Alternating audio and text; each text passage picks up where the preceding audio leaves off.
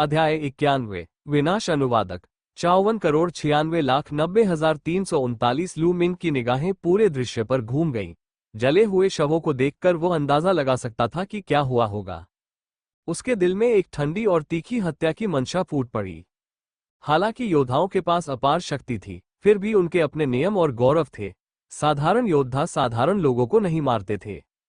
हालांकि 10 दिशाओं के तलवार विद्यालय के इन शिष्यों ने अपनी सीमाएं पार कर ली थीं। अपने लक्ष्यों को प्राप्त करने के लिए वे कुछ भी करने को तैयार थे। लू मिंग की हत्या करने की इच्छा इतनी प्रबल पहले कभी नहीं हुई थी। लू मिंग के इरादे में हत्या का भाव देखकर सर्वदिशात्मक तलवार संप्रदाय के शिष्यों की निगाहें सिकुड़ गईं। झेंग ने भौहें चढ़ाईं। उसे याद आया कि उसने उस दिशा में 9 लोगों को भेजा था, लेकिन न केवल कोई नहीं आया, बल्कि एक अनजान किशोर भी आया था। कुछ गड़बड़ थी। झेंग के चेहरे के भाव बदल गए। लू मिंग एक एक कदम करके आगे बढ़ रहा था। देखने में तो वह धीमा लग रहा था, लेकिन असल में वो बहुत तेज था। पलक झपकते ही वो सर्वव्यापी तलवार संप्रदाय के शिष्य के सामने पहुंच गया। बच्चे, तुम यहाँ कैसे आए? और मेरे 10 दिशाओं वाले तलवार विद्यालय के शिष्य कहाँ हैं? क्या तुमने उन्हें देखा? 10 दिशाओं की तलवार विद्या के एक शिष्य ने जोर से पूछा। मैंने कोशिश की थी, लेकिन वे सब मर चुके हैं, लू मिंग ने उदासीनता से जवाब दिया। 10 दिशाओं की तलवार विद्या के लगभग 20 शिष्यों के चेहरे के भाव बदल गए। किसी ने चिल्लाकर पूछा, बताओ, तुम्हारी मृत्यु कैसे हुई? लू मिंग ने ठंडी मुस्कान बिखेरी। हाथ के इशारे से अग्नि आकृति वाला भाला प्रकट हुआ। एक शक्तिशाली आभा फूट पड़ी। मैंने उन्हें मार डाला। अब मैं तुम्हें उनके साथ नीचे भेज रहा हूं। तुमने उसे मार डाला? बदमाश, तुम तो बड़े ही साहसी हो। छोटे कमीने, मेरी 10 दिशाओं वाली तलवार विद्या के शिष्यों को मारने की तुम्हारी हिम्मत कैसे हुई? तुम मर चुके हो। सिर्फ तुम ही नहीं, तुम्हारा परिवार भी मरेगा। बताइए, आपने छुपकर हमला करने के लिए किस विधि का प्रयोग किया? क्या तुम अब भी हमें मारना चाहते हो? तुम अपनी क्षमता को जरूरत से ज्यादा समझ रहे हो। मैं तुम्हें मार डालूंगा। लू मिंग के शब्दों से हंगामा मच गया। एक हट्टा कट्टा युवक हाथ में एक विशाल तलवार लिए हुए बाहर आया और लू मिंग के सिर पर वार किया। अगर ये तलवार लगती तो लू मिंग के 2 टुकड़े हो जाते। भन भन, बिजली की एक तेज चमक हुई और उस हटे कट्टे युवक का शरीर अचानक अकड़ गया। एक झंझनाहट के साथ उसकी तलवार जमीन पर गिर पड़ी। फिर उसने दोनों हाथों से अपना गला पकड़ लिया। उसकी आंखें मरी हुई मछली की तरह चौड़ी खुली हुई थीं, जिनमें अविश्वास का भाव झलक रहा था। उसके गले में खून से सना हुआ छेद था और उससे खून बह रहा था। फायर गन आर्ट में बिजली की गति से पीछा करना सबसे तेज चाल थी। सर्वदिशात्मक तलवार संप्रदाय के आसपास मौजूद शिष्यों को यह भी पता नहीं चला कि लू मिंग ने कैसे हमला किया था। जो हत्या करते हैं उनकी हत्या भी हो सकती है। अगर तुम मुझे मारना चाहते हो तो मरने के लिए तैयार रहो। लू मिंग की उदासीन आवाज सुनाई दी। हष्टपुष्ट युवक जमीन पर गिर पड़ा और सांस रुकने से पहले कुछ देर तक संघर्ष करता रहा। शानदार शिकार। 10 से अधिक पत्थर खोजने वाले मन ही मन खुशी से चिल्ला उठे। हालांकि वे खुलकर चिल्ला नहीं सके, लेकिन वे अपने दिल में बहुत खुश थे। जेन की आंखें सिकुड़ गईं। कितनी तेज गति है। सब मिलकर हमला करें और उसे मार डालें। मारना, भाड़ में जाओ। उसी क्षण सर्वदिशात्मक तलवार स्कूल के 1 दर्जन से अधिक शिष्यों ने दहाड़ लगाई और हवा में ऊंची छलांग लगाते हुए सामने से लू मिंग पर तेज तलवार की ऊर्जा से वार किया। शिष्यों में सबसे कमजोर शिष्य 6ठे दर्जे के गुरु स्तर पर था, जबकि सबसे मजबूत शिष्य 8वें दर्जे के गुरु स्तर पर था। उन 12 लोगों की संयुक्त शक्ति अत्यंत भयावह थी। 9वीं श्रेणी का एक कुशल योद्धा भी उन तलवारों के वार से मारा जाता। हालांकि लू मिंग बिल्कुल भी नहीं हिला। उसने पलक भी नहीं झपकाए। Fire gun art fire dance. अचानक ही लू मिंग ने भाले का सिरा अपने हाथ में पकड़ लिया। लंबा भाला लहराया और आगे की ओर चुभ गया। हू, लंबे भाले के कंपन की आवाज सुनाई दी। फिर अचानक आकाश में धधकती लाल लपटें दिखाई दी। ये लपटें गहरे लाल रंग की, मनमोहक और सुंदर थीं। वे मानो ज्वालाओं के फूलों की तरह थीं और नाचती हुई प्रतीत हो रही थीं।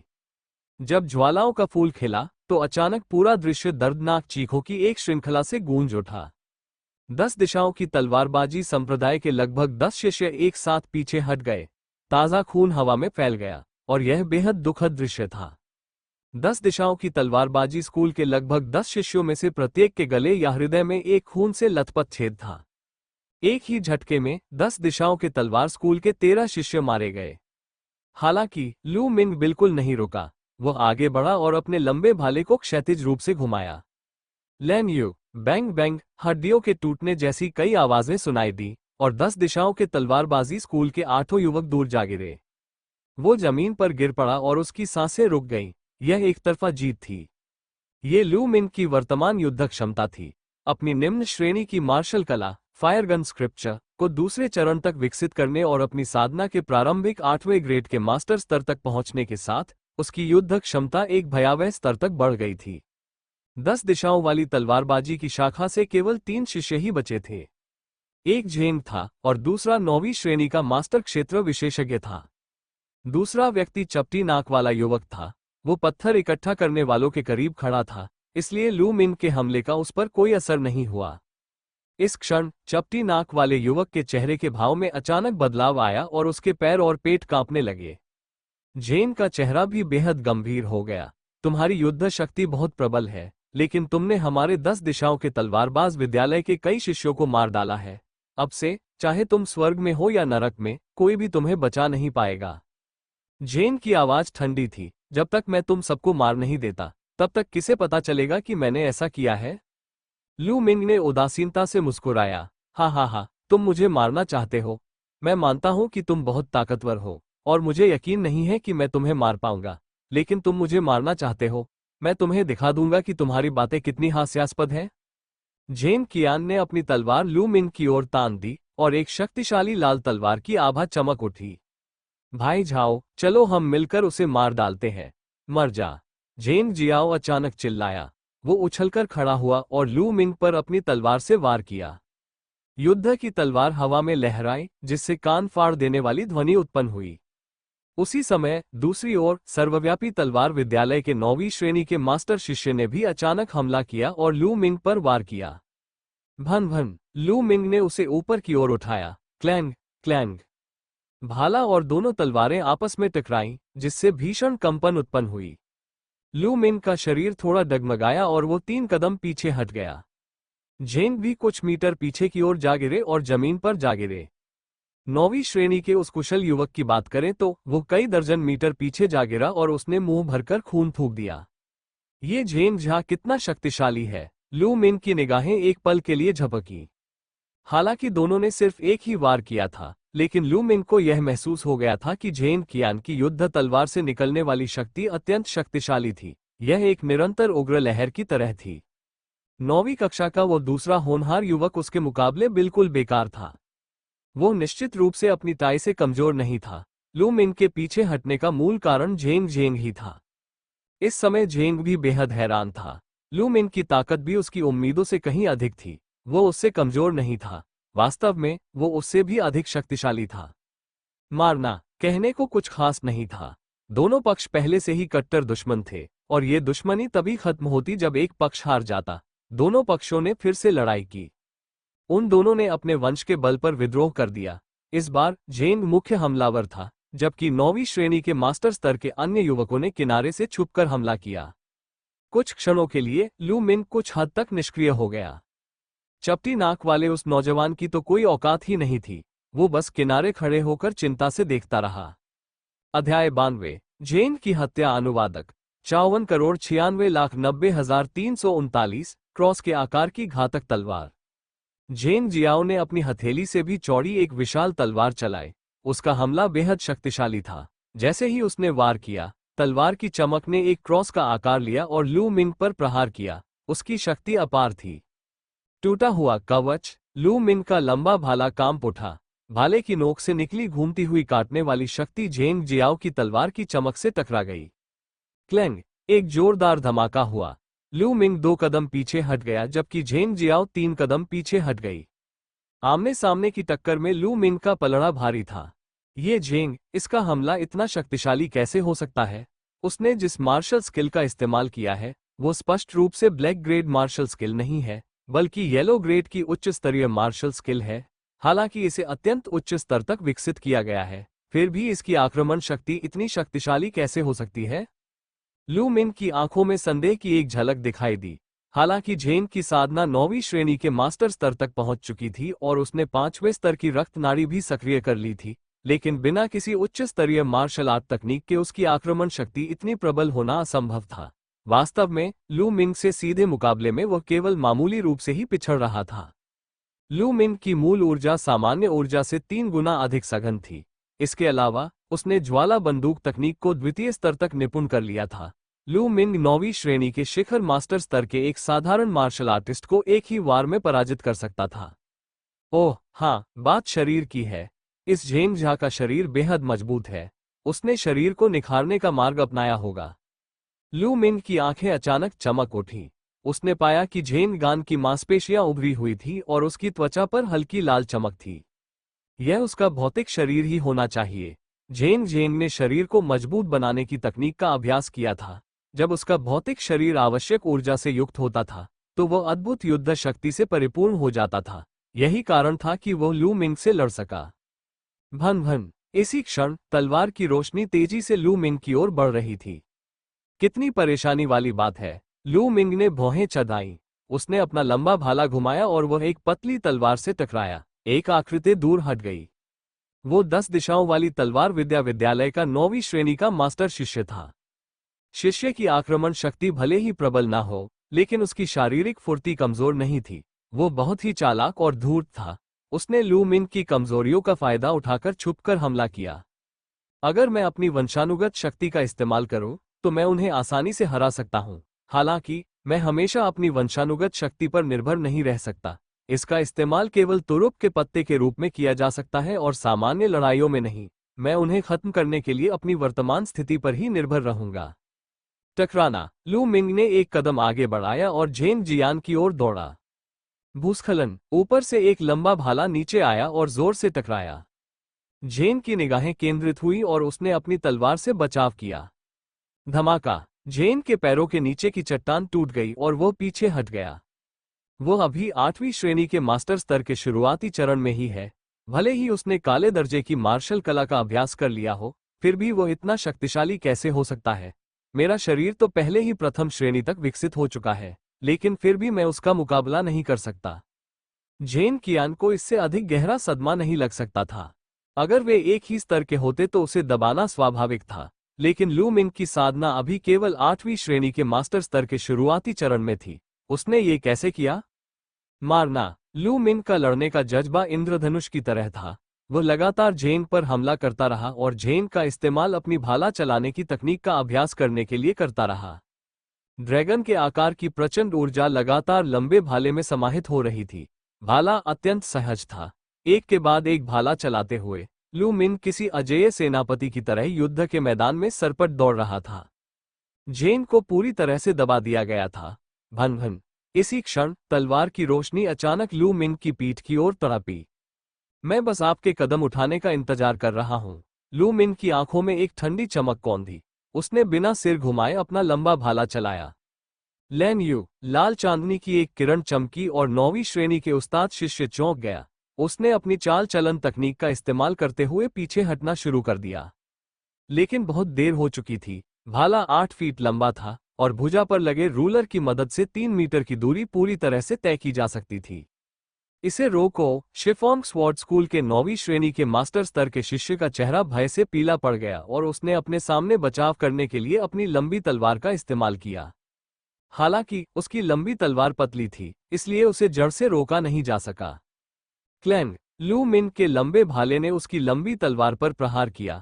एक प्रचंड बल उत्पन्न हुआ और लंबी तलवार मुड़ गई। तलवार और भाले का जोड़ उसके सीने पर जोर से लगा। टकराना। शिफोंग स्वॉर्ड स्कूल के शिष्य का शरीर रेत की बोरी की तरह हवा में उछल गया। उसका शरीर जमीन से चिपक गया और दर्जनों मीटर तक घिसटता रहा, जिससे कठोर जमीन पर एक गहरी खाई बन गई। जब तक वह रुका तब तक उसकी सांसें बंद हो चुकी थीं। 9वीं श्रेणी के एक मास्टर क्षेत्र विशेषज्ञ की लू मिंग के भाले से हत्या कर दी गई। 9वीं श्रेणी के मास्टर शिष्य को हवा में उड़ाने के बाद लू मिंग का लंबा भाला रुका नहीं। वह आगे बढ़ता रहा और झेन जियाओ के हमले से टकरा गया। अब मुझे परेशान करने वाला कोई नहीं है। मैं तुम्हें खत्म कर सकता हूं। लू मिंग की शांत आवाज सुनाई दी। उसने एक कदम आगे बढ़ाया और उसका लंबा भाला बिजली की तरह वार करते हुए आगे बढ़ा। झेन ने रोकने की पूरी कोशिश की। पलक झपकते ही दोनों ने 10 से अधिक चालें एक दूसरे पर चल दी। लू मिंग जितना अधिक लड़ता गया उतना ही साहसी होता गया। आग बरसाने की कला में उसकी समझ गहरी होती गई और उसकी शक्ति बढ़ती गई। जेंग पूरी तरह से पराजित हो गया और उसे पीछे हटने के लिए विवश होना पड़ा। कुछ ही दूरी पर चपटी नाक वाले युवक का चेहरा पीला पड़ गया। वो अचानक चिल्लाया, वरिष्ठ भाई जेंग, अभी रुकिए। मैं पहले संप्रदाय लौटकर बड़ों को सूचना दूंगा और आपका बदला लूंगा। फिर वह भाग गया। धत तेरी की! जेंग दहाड़ा, वो मरने लायक ही है। चिंता मत करो, तुमसे निपटने के बाद मैं उसे तुम्हारे लिए मार डालूंगा। लू मिंग ने उदासीनता से कहा। धमाका! भाला जेंग की तलवार से टकराया, जिससे वह पीछे हट गया और मुंह से खून थूकने लगा। बार बार होने वाली लड़ाइयों के कारण उसकी मांसपेशियां लगातार कांपती रहती थीं। उसके अंगूठे और तर्जनी के बीच की त्वचा फट गई थी और खून रिस रहा था। यदि उसका मजबूत शरीर उसे परिणामों की परवाह किए बिना अपनी मूल ऊर्जा को मुक्त करने की शक्ति न देता, तो लू मिंग उसे मार डालता। फिर भी वो गंभीर रूप से घायल हो गया। उसकी सच्ची ची बहुत शक्तिशाली है, इसे रोकना असंभव है। जेन की आंखों में भय झलक रहा था। एक मिनट रुको, अगर तुम मुझे जाने दोगे तो मैं इस बात को भूल सकता हूं कि तुमने मेरे 10 दिशाओं वाले तलवार स्कूल के इतने सारे शिष्यों को मार डाला। मैं इस मामले को आगे नहीं बढ़ाऊंगा, वरना तुम 10 दिशाओं वाले तलवार स्कूल के क्रोध का सामना नहीं कर पाओगे। जेन कियान ने डरते हुए चिल्लाया। ऐसे समय में भी तुम मुझे धमकी दे रहे हो, कितना बेवकूफ है। लू मिंग ने उदासीनता से कहा। लंबा भाला रुका नहीं और उसका निशाना जेन जियाओ की ओर था। धमाका! टैंग टैंग टैंग! जेन कियान 7-8 कदम पीछे हट गया और खून की बड़ी बड़ी घूंटें खांसने लगा। उसकी चोटें और भी गंभीर हो गई थीं। रुको रुको, खजाना! उस विलुप्त ज्वालामुखी में खजाना छिपा है। अगर तुम मुझे छोड़ दोगे तो मैं तुम्हें आधा, जी हाँ, आधा दे दूंगा। जेन चिल्लाया। कोई जरूरत नहीं, जैसे ही मैं तुम्हें मार डालूंगा सब कुछ मेरा हो जाएगा। मैं अब तुम्हारे साथ नहीं खेलूंगा। तुम्हारा वो छोटा भाई तो पहले ही बहुत दूर भाग चुका है। अगर तुम खेलते रहे तो वो सचमुच भाग सकता है। लू मिंग के होंठ फड़कने लगे और उसका शरीर अचानक लाल हो गया। वंश का विस्फोट! उसने पर्याप्त परीक्षण कर लिए थे, इसलिए इसे रखने की कोई आवश्यकता नहीं थी। वुश! भाला बिजली की एक तेज किरण में बदल गया, जो पहले से कहीं अधिक तीव्र थी। जेंग उसे बिल्कुल भी रोक नहीं सका। नहीं! जेंग चिल्लाया। छी! लंबे भाले ने उसके दिल को भेद दिया। जेंग ने भाले को कसकर पकड़ रखा था, उसकी आंखों में अनिच्छा झलक रही थी। उसके मुंह से लगातार खून बह रहा था और वो कर्कश स्वर में चिल्लाया, तुम कौन हो? छी! लू मिंग ने अपना लंबा भाला निकाला और जमीन पर जोर से पैर पटका। वो चपटी नाक वाले युवक का बिजली की तरह पीछा करने लगा। तभी दूर से उसकी आवाज आए, रहस्यमयी तलवार संप्रदाय के लू मिंग।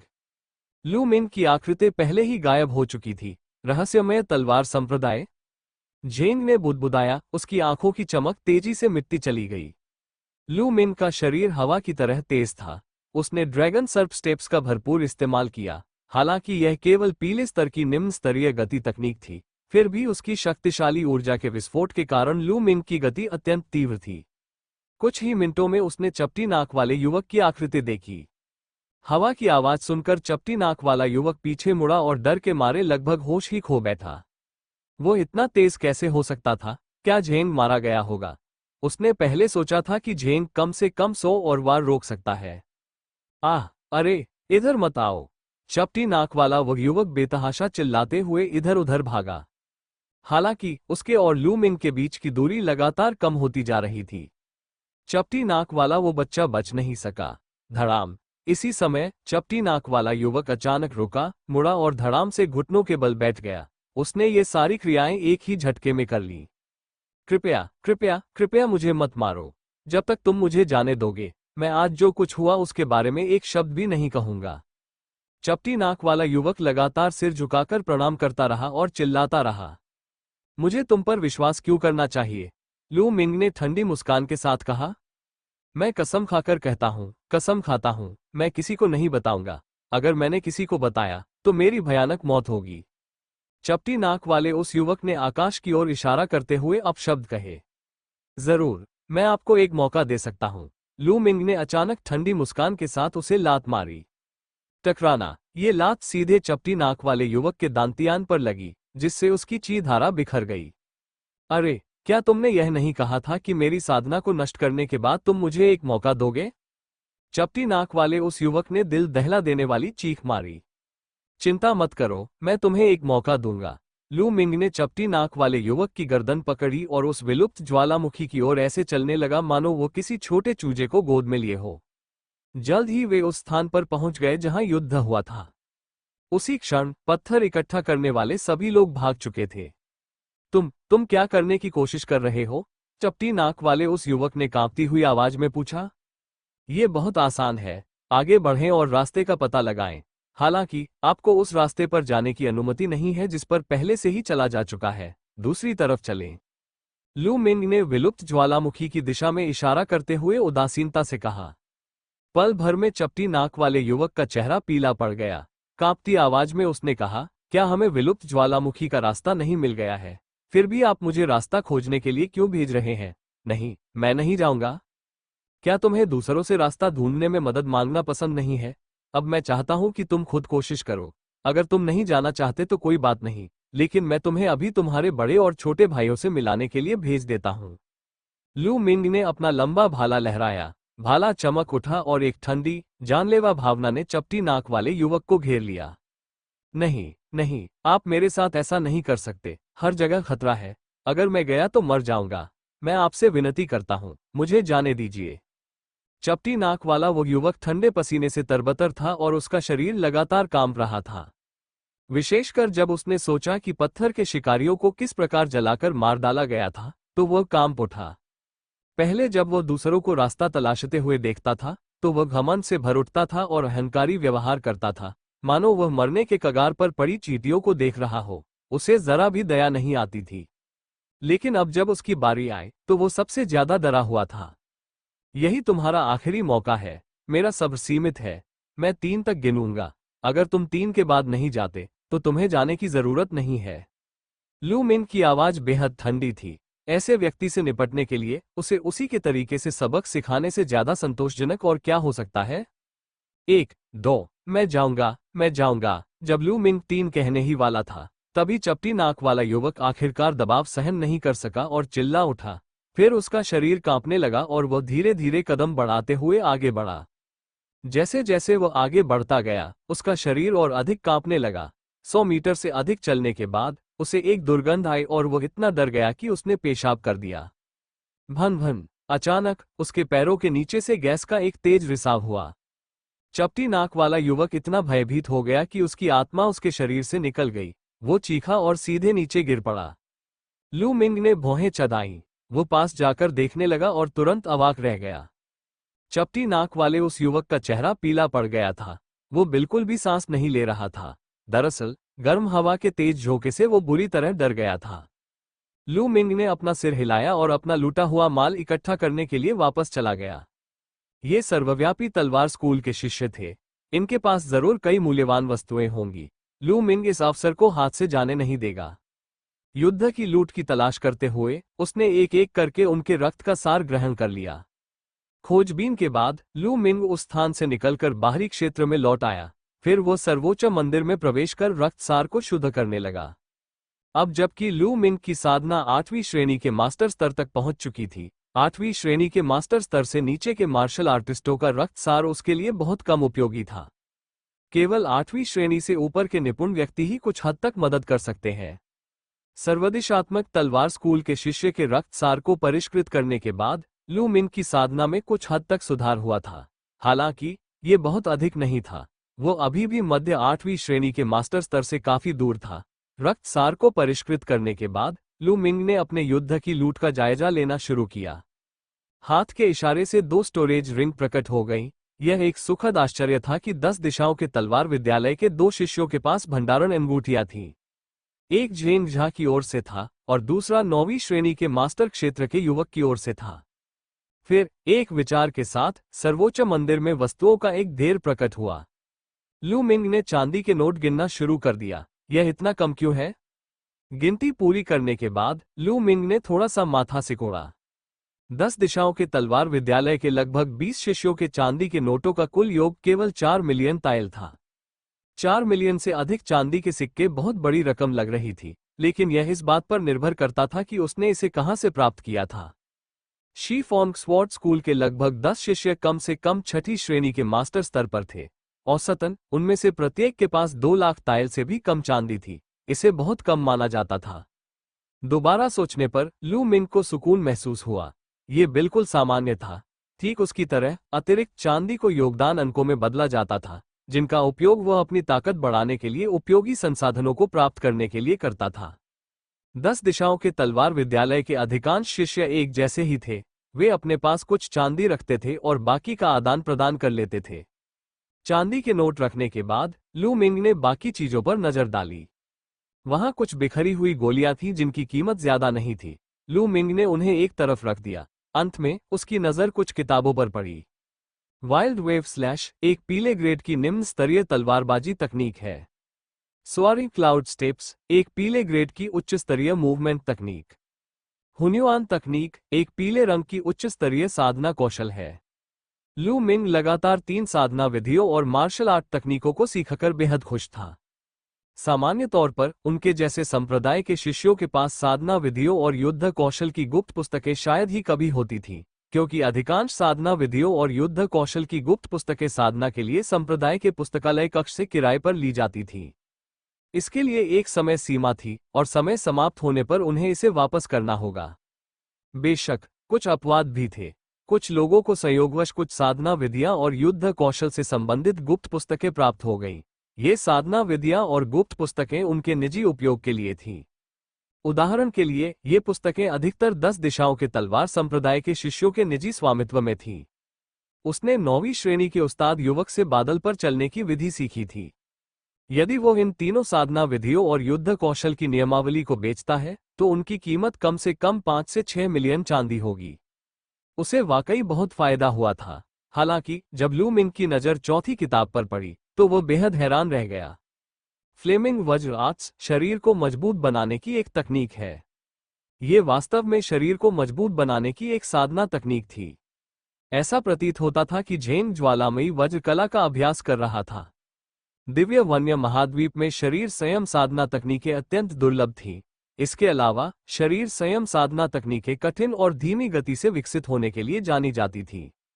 शरीर को मजबूत बनाने की तकनीक का अभ्यास करने से व्यक्ति का शरीर लगातार मजबूत होता जाएगा और उसमें हर तरह की अविश्वसनीय क्षमताएं आ जाएंगी। शरीर की ताकत के अनुसार शरीर को 9 श्रेणियों में विभाजित किया गया था। रैंक 1 सबसे कमजोर और रैंक 9 सबसे मजबूत थी। इसमें 3 स्तर थे, निचला स्तर, ऊपरी स्तर और शिखर स्तर।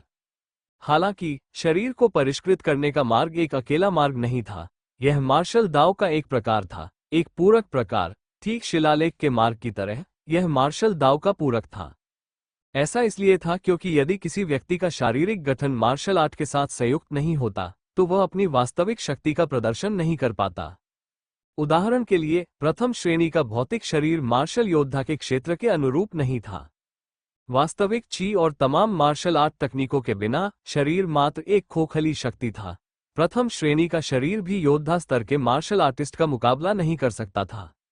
भले ही उसका शरीर दूसरे दर्जे का हो, फिर भी वह एक योद्धा का मुकाबला नहीं कर सकता था। हालांकि इसका यह मतलब नहीं था कि किसी का शरीर कमजोर था और साधना करना बेकार था। शरीर को निखारना मार्शल आर्ट का एक सहायक अंग था। जब एक मजबूत शरीर, वास्तविक ची और विभिन्न मार्शल आर्ट तकनीकों का संयोजन होता है तो एक अकल्पनीय शक्ति का विस्फोट होता है। यह इतना आसान नहीं था कि एक में एक जोड़ने से 2 हो जाता है, बल्कि यह एक घातीय वृद्धि थी। उदाहरण के लिए किसी व्यक्ति का शारीरिक रूप से जितना मजबूत होगा, वह बिना किसी रोक टोक के अपने शरीर को नुकसान पहुंचाने की चिंता किए बिना उतनी ही अधिक वास्तविक ऊर्जा का उपयोग कर सकेगा। कुछ शक्तिशाली मार्शल आर्ट कौशल और यहां तक कि गुप्त कौशल भी शरीर के लिए बहुत हानिकारक थे। मजबूत शरीर के बिना कोई भी उनका सामना नहीं कर सकता था। इसके अलावा किसी व्यक्ति का शरीर जितना मजबूत होगा, उसकी क्षमताएं उतनी ही असाधारण होंगी। शरीर जितना मजबूत होगा, उतनी ही अधिक जीवन शक्ति और ठीक होने की दर होगी। चोट लगने पर भी व्यक्ति बहुत जल्दी ठीक हो जाएगा। ऐसा कहा जाता था कि जब किसी का शरीर इतना मजबूत हो जाता है तो वह पूरे शरीर की मांसपेशियों, हड्डियों और पिंडलियों को नियंत्रित कर सकता है। वो मांसपेशियों के हर एक रेशे को नियंत्रित कर सकता है और चोट लगने पर तुरंत घाव भर सकता है। वह अपनी मांसपेशियों और हड्डियों को नियंत्रित करके अपना आकार और रूप बदल सकता था। ये बेहद अद्भुत था। अगर वो और भी ताकतवर होता तो वो कटे हुए अंग को भी फिर से उगा सकता था या खून की एक बूंद को भी फिर से पैदा कर सकता था। बेशक ये सब सिर्फ किंवदंतियां थीं। इसलिए शरीर को परिष्कृत करने का मार्ग मार्शल आर्ट के मार्ग का समर्थन करने के लिए अस्तित्व में आया। मार्शल आर्ट के साथ मिलकर यह एक शक्तिशाली बल उत्पन्न कर सकता था। झेंग झा इसका एक अच्छा उदाहरण थे। उसने काले स्तर की मार्शल आर्ट तकनीकों का अभ्यास नहीं किया था, लेकिन उसका शरीर लू मिंग से कहीं अधिक मजबूत था। पीले स्तर की उच्च स्तरीय मार्शल आर्ट तकनीक से वो इतनी ताकत का प्रदर्शन कर सकता था जो लू मिंग के बराबर हो। ये बात विशेष रूप से उन मार्शल आर्टिस्टों के लिए सच थी जो हथेली, मुट्ठी और पंजे की तकनीकों में निपुणता रखते थे। यदि वे इसे एक मजबूत शरीर के साथ मिला लें तो उनकी ताकत भयावह स्तर तक बढ़ जाएगी। लू मिंग ने जल्दी से ज्वलंत वज्र कला की पुस्तक खोली और उसे पढ़ा। इसे देखने के बाद लू मिंग गहरी सोच में डूब गया। ब्लेज टाइटन कला से ज्यादा तीसरे दर्जे का शरीर ही विकसित किया जा सकता है। देखने से तो ऐसा लगता है कि झेंग ने केवल पहले दर्जे के महान चक्र तक ही साधना की होगी, दूसरे दर्जे तक नहीं। बस इतना ही काफी है। अगर मैं तीसरी श्रेणी का शरीर बना लूं तो मेरी ताकत कम से कम कुछ गुना बढ़ जाएगी। लू मिंग की आंखें धीरे धीरे चमक उठी। ये सिर्फ दिखावा नहीं था। जैसे जैसे मार्शल आर्टिस्ट का साधना स्तर बढ़ता था, उनकी वास्तविक ची भी धीरे धीरे उनके शारीरिक शरीर को मजबूत बनाती थी। हालांकि ये प्रक्रिया बहुत धीमी थी। ऐसा कहा जाता था कि एक बार जब कोई मार्शल आर्ट के ग्रैंडमास्टर स्तर पर पहुंच जाता है तो उसका शरीर स्वाभाविक रूप से प्रथम श्रेणी में विकसित हो जाता है। हालांकि यह एक मार्शल आर्टिस्ट की जरूरतों को पूरा करने के लिए पर्याप्त नहीं था। साधना जितनी प्रबल होती है उतनी ही प्रबल और सघन उसकी वास्तविक ऊर्जा होती है। उसके शरीर और नाड़ियों पर दबाव भी अधिक होता है। इसलिए जब कोई मार्शल आर्टिस्ट युद्ध करता है तो वह अवचेतन रूप से अपनी वास्तविक ऊर्जा का एक हिस्सा अपनी नाड़ियों और शरीर की रक्षा के लिए बचाकर रखता है। आमतौर पर कोई अपनी पूरी ताकत लगा सकता है, लेकिन असल में वो अपनी पूरी ताकत भी नहीं लगा सकता। 80% ताकत लगाना ही काफी होता है। हालांकि जब उसका शरीर मजबूत हो गया तभी वो चिंताओं से मुक्त हो सका और अपनी पूरी वास्तविक ची ऊर्जा को उजागर करने में सक्षम हो सका। ये बात विशेष रूप से लू मिंग के लिए सच थी। उनकी मूल ऊर्जा बहुत प्रबल और सघन थी, इसलिए वे अवचेतन रूप से अपनी नसों और शरीर की रक्षा के लिए अधिक मूल ऊर्जा बचाकर रखते थे। इसलिए लू मिंग के लिए ये ज्वलंत वज्र कला काले स्तर की मार्शल आर्ट तकनीक से कहीं अधिक महत्वपूर्ण थी। लू मिंग ने ज्वलंत वज्र कला की साधना विधि का ध्यानपूर्वक अध्ययन करने के बाद पुस्तक नीचे रख दी। उसने पांचवी और अंतिम पुस्तक की ओर देखा। ये पुस्तक न तो साधना की तकनीक थी और न ही युद्ध की तकनीक, बल्कि एक नोटबुक थी। ये झेन के भंडारण वलय में पाया गया था। पन्ने पलटने के बाद लू मिंग को पहले कुछ पन्ने कोई खास नहीं लगे। उसने उन्हें सरसरी तौर पर पलटा और 10 से ज्यादा पन्ने पलटे। उसे कुछ ऐसे पन्ने मिले जिन पर पहले से निशान लगे हुए थे, इससे पहले कि उसे वह पन्ना दिखे जिसमें लू मिंग की दिलचस्पी थी। ये विलुप्त ज्वालामुखी के अभिलेख थे। तो उस सुप्त ज्वालामुखी में अग्नि आत्मा का दूध है, जो ज्वालामय वज्र कलाओं के प्रशिक्षण के लिए अत्यंत उपयोगी है। अतः झेन जिस खजाने की तलाश कर रहा है वो अग्नि आत्मा का दूध है। इसे पढ़ने के बाद लू मिंग की आंखें चमक उठी। आरंभ में शरीर को मजबूत बनाने की तकनीक की प्रगति अत्यंत धीमी थी। लू मिंग को यह उम्मीद नहीं थी कि वह थोड़े समय में ज्वालामय वज्र कला को उच्च स्तर तक विकसित कर लेगा। कम समय में इसका कोई खास लाभ नहीं होता। हालांकि अगर उसके पास अग्नि तत्व का दूध होता तो स्थिति अलग होती। वह थोड़े ही समय में प्रचंड ज्वाला वज्र कला में महारत हासिल कर सकता था। उसे ज्यादा कुछ नहीं चाहिए था। जब तक वो प्रथम श्रेणी का शरीर विकसित कर सकता था तब तक लू मिंग की युद्ध शक्ति में काफी मदद मिलती। चलो चलते हैं, क्योंकि हम जानते हैं इसलिए हम इसे चूक नहीं सकते। अपना सामान समेटने के बाद लू मिंग के मन में एक विचार आया। उसने सर्वोच्च मंदिर छोड़ दिया और मध्य क्षेत्र की ओर, विलुप्त ज्वालामुखी के आसपास के इलाके की ओर चल पड़ा। गरज गरज, राक्षसी जानवरों की दहाड़े गूंज उठी। 5 या 6 राक्षसी जानवर 10 दिशाओं के तलवार संप्रदाय के शिष्यों के शवों को अपने मुंह में लिए हुए भाग गए। ऐसा लगता है कि खून की गंध ने ही उन राक्षसी दरिंदों को आकर्षित किया होगा। लू मिंग ने उसकी बात अनसुनी कर दी और उस रास्ते पर चल पड़ा जिसे सर्वव्यापी तलवार संप्रदाय के शिष्यों यानी पत्थर के शिकारियों ने खोजने के लिए कहा था। यहाँ सफेद पाउडर का निशान था और सड़क की रूपरेखा स्पष्ट रूप से दिखाई दे रही थी। लू मिंग ने कुछ देर तक खुद से कुछ बुदबुदाया और फिर आगे बढ़ा। वो बहुत तेजी से नहीं चल रहा था। उसने अपनी वास्तविक ऊर्जा को पूरे शरीर में प्रवाहित किया और पूरी एकाग्रता से जमीन का अवलोकन किया। इस क्षेत्र का भूभाग लगातार बदल रहा था। पहले सब ठीक था, इसका मतलब यह नहीं था कि अब भी सब ठीक होगा। सौभाग्यवश रास्ते में कोई दुर्घटना नहीं हुई। लू मिंग ने सड़क के इस हिस्से को सफलतापूर्वक पार कर लिया। इस रास्ते से गुजरने के बाद वे मृत ज्वालामुखी के तलहटी तक पहुंच जाएंगे। यहाँ काले पत्थरों के मोटे मोटे ढेर थे और वे बहुत स्थिर थे, इसलिए आग की लपटों या लावा के फूटने के बारे में चिंता करने की कोई जरूरत नहीं थी। लू मिंग ऊपर चढ़ने लगा। विलुप्त ज्वालामुखी ज्यादा ऊंचा नहीं था, केवल कुछ 100 मीटर ही था। बहुत जल्द ही लू मिंग शिखर पर पहुंच गया। पर्वत की चोटी के बीचों बीच सैकड़ों मीटर गहरा एक विशाल गड्ढा था। उसके नीचे स्याही की तरह काला एक क्रिस्टल था। जैन परिवार के प्राचीन अभिलेखों के अनुसार अग्नि आत्मा का दूध इसी ज्वालामुखी के ठीक नीचे स्थित था। बिना किसी झिझक के लू मिंग धीरे धीरे दीवारों के सहारे नीचे उतर गया। कुछ ही देर में वो विलुप्त ज्वालामुखी से नीचे उतर गया और तल तक पहुंच गया। नीचे मौजूद काले क्रिस्टल बेहद कठोर थे और विलुप्त ज्वालामुखी की दीवार के अंदर एक गहरा गड्ढा था। गड्ढे में लू मिंग ने एक नजर में ही एक आध्यात्मिक जड़ी बूटी देखी। यह आध्यात्मिक जड़ी बूटी धधकते लाल रंग की थी और इससे क्रिस्टल जैसी चमक निकल रही थी। ज्वलनशील क्रिस्टल घास। लू मिंग आध्यात्मिक जड़ी बूटी को देखकर अत्यधिक प्रसन्न हुआ। ये ट्रू वॉर ड्रैगन तकनीक के तीसरे स्तर को विकसित करने के लिए आवश्यक सामग्रियों में से एक थी। लू मिंग ज्वाला क्रिस्टल घास की खोज के इरादे से लिंगनान अग्नि क्षेत्र में आया था। यह अफसोस की बात थी कि उसे वो चीज कभी नहीं मिली, लेकिन उसे यहां मिलने की उम्मीद नहीं थी। इतना ही नहीं, जब लू मिंग पास जाकर देखने लगा तो उसने ज्वाला क्रिस्टल घास की जड़ में तरल पदार्थ का एक छोटा सा कुंड देखा। वह मात्रा में तो नहीं था, लेकिन धधकते लाल रंग का था और उसमें क्रिस्टल जैसी अनुभूति हो रही थी, मानो वो पिघलते हुए अग्नि जैड से बना हो। अग्नि आत्मा का दूध, यही है अग्नि आत्मा का दूध। लू मिंग बेहद खुश था। यहाँ सचमुच अग्नि तत्व का दूध था, इसीलिए यहाँ ज्वाला क्रिस्टल घास उग सकती थी। अग्नि तत्व से युक्त दूध स्वर्ग और पृथ्वी का एक दुर्लभ खजाना था। ये केवल उन स्थानों पर ही बन सकता था जहाँ अग्नि तत्व से भरपूर आध्यात्मिक ऊर्जा हो, और इसमें अग्नि तत्व का भरपूर सार समाहित था। लू मिंग आगे बढ़ा और हाथ के इशारे से एक जेड का डिब्बा और एक जेड की बोतल प्रकट हो गई। जेड का डिब्बा साधारण सफेद जेड से बना था।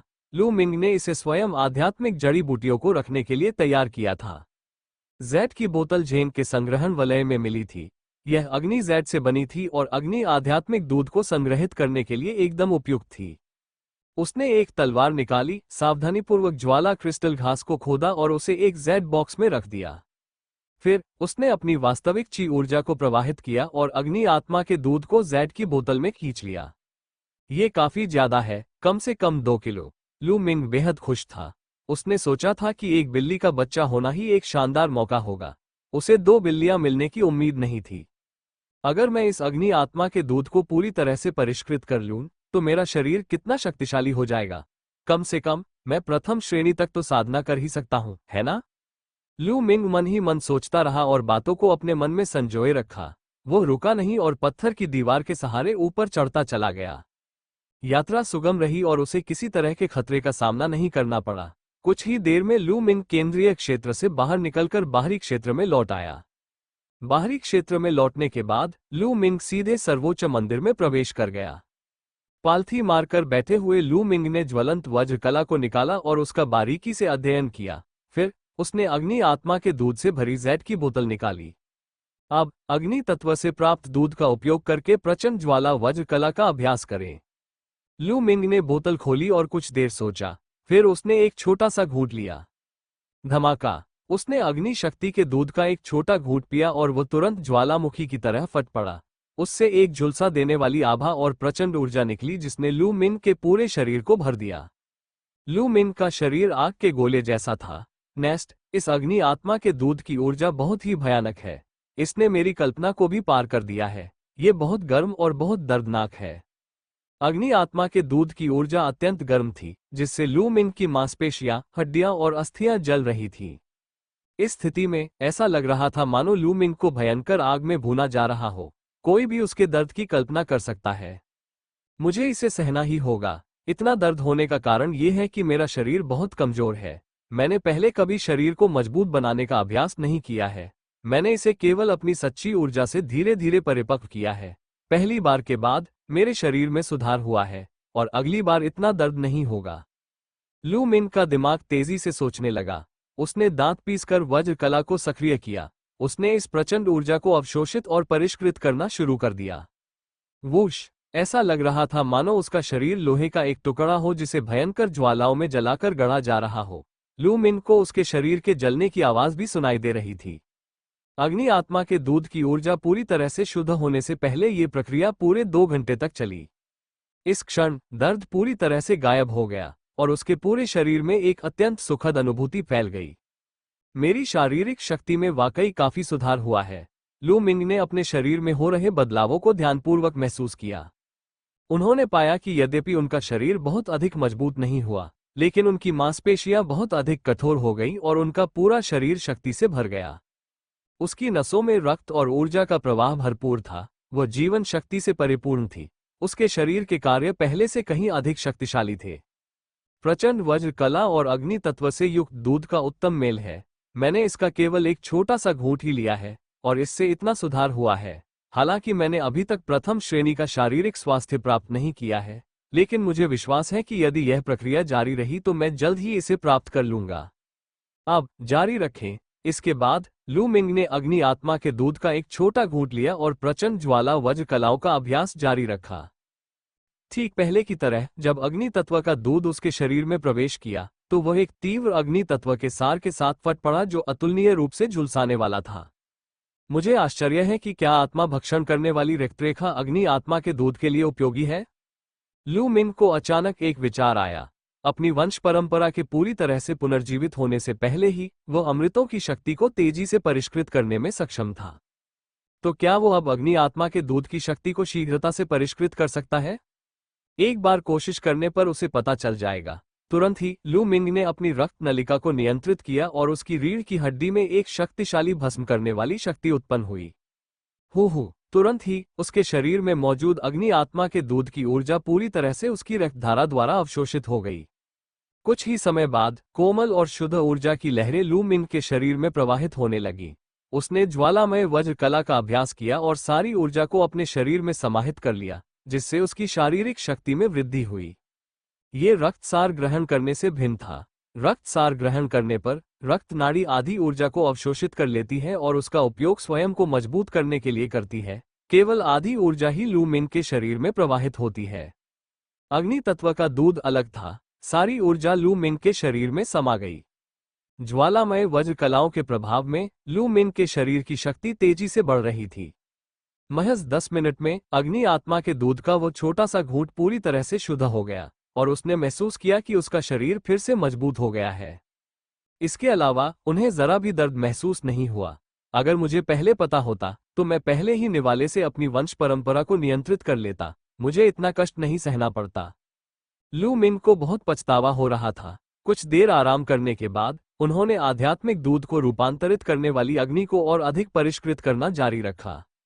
एक दिन बाद लगभग 2 से 3 तायल अग्नि आत्मा के दूध को परिष्कृत किया गया।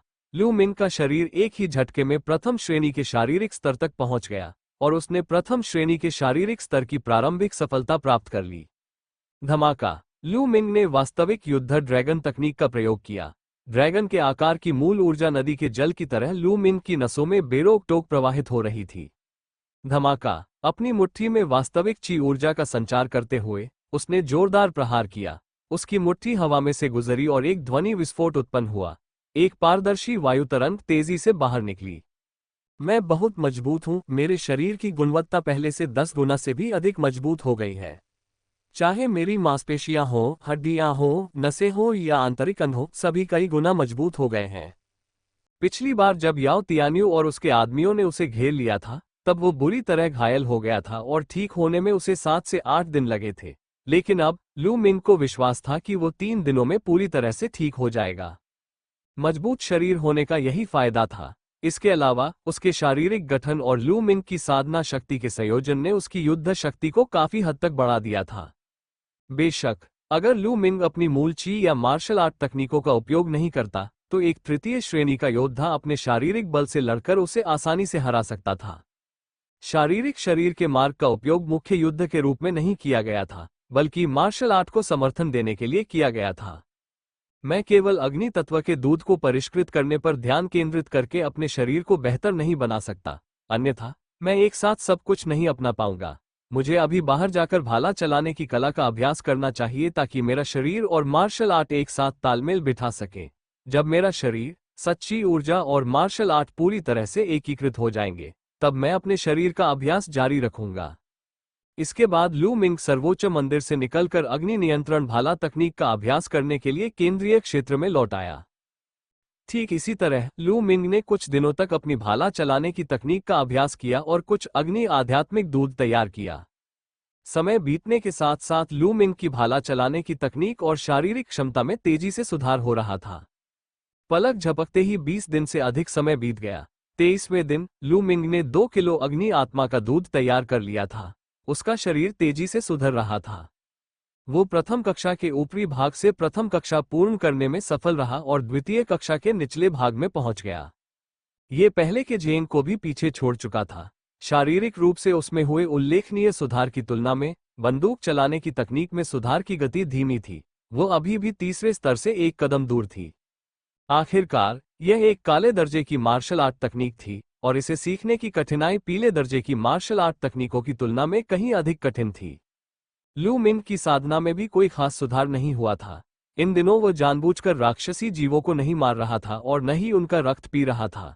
इसलिए उसकी साधना केवल 8वें दर्जे के प्रारंभिक मास्टर स्तर तक ही पहुंची थी। वो अभी भी 8वें दर्जे के मध्य मास्टर स्तर से एक कदम दूर था। साउथरिज अग्नि क्षेत्र के बीचों बीच लू मिंग भाला चलाने का अभ्यास कर रहा था। वह अपने लंबे भाले को नाचते हुए अजगर की तरह लहरा रहा था, जिससे हवा में धमाके जैसी आवाजें आ रही थी। ऐसा लग रहा था मानो 10 मीटर के दायरे में तूफान चल रहा हो। बस थोड़ा और, बस थोड़ा और। लू मिंग को लगा कि वो तीसरे स्तर के बहुत करीब है। हालांकि अभी भी उसमें थोड़ी कमी थी। ये कागज की एक परत की तरह था जिसे वो भेद नहीं पा रहा था। लू मिंग का दिमाग पूरी तरह से आग लगाने की प्रक्रिया में डूबा हुआ था और वो सफलता की आभा खोजने की पूरी कोशिश कर रहा था। Boom boom boom. ठीक इसी क्षण अचानक एक धीमी सी धमाके की आवाज सुनाई दी। लू मिंग चौंक गया और उसने साधना करना बंद कर दिया। Boom boom boom. गड़गड़ाहट की आवाजें लगातार आती रहीं और पहले से भी कहीं अधिक तीव्र थीं, यहां तक कि जमीन भी हिलने लगी। गरज गरज। राक्षसी जानवरों की दहाड़ें सुनाई दी। तभी लू मिंग ने देखा कि राक्षसी जानवर किसी भयानक चीज से टकरा गए थे और अपनी जान बचाने के लिए भाग रहे थे। Boom boom boom. कंपन तेज हो गया और जमीन बुरी तरह हिलने लगी। अच्छा नहीं है, क्या ये ज्वालामुखी विस्फोट हो सकता है? चलो चलते हैं। लू मिंग का दिल अचानक हिल गया। फिर उसे बहुत बड़ा झटका लगा। वो मुड़ा और बाहर की ओर भागा। रास्ते में उसने कम से कम कुछ 100 राक्षसी जानवरों को गहराई से परिधि की ओर भागते हुए देखा। 10 मिनट से अधिक समय बाद लू मिंग बाहरी क्षेत्र की ओर दौड़ा और भीतरी क्षेत्र को देखने के लिए रुक गया। धमाका। इसी क्षण एक जोरदार धमाका हुआ और जमीन जोर से हिल उठी। फिर लू मिंग ने एक अविस्मरणीय दृश्य देखा। एक पर्वत शिखर से आग का एक धधकती लाल स्तंभ अग्नि राक्षस की तरह निकला, मानो वह आकाश में उड़ने ही वाला हो। आग का स्तंभ आकाश में ऊपर उठा और फिर एक बेहद खूबसूरत आतिशबाजी की तरह बिखर गया। घना धुआं उठता हुआ दिखाई दिया और आग के खंभे आकाश में उठते हुए क्षितिज को लाल रंग से रंग दिया। क्या यह किसी ज्वालामुखी विस्फोट की शक्ति है? वे सचमुच बहुत शक्तिशाली थे। वे सब एक साथ एकत्रित हुए और एक ही झटके में फट पड़े।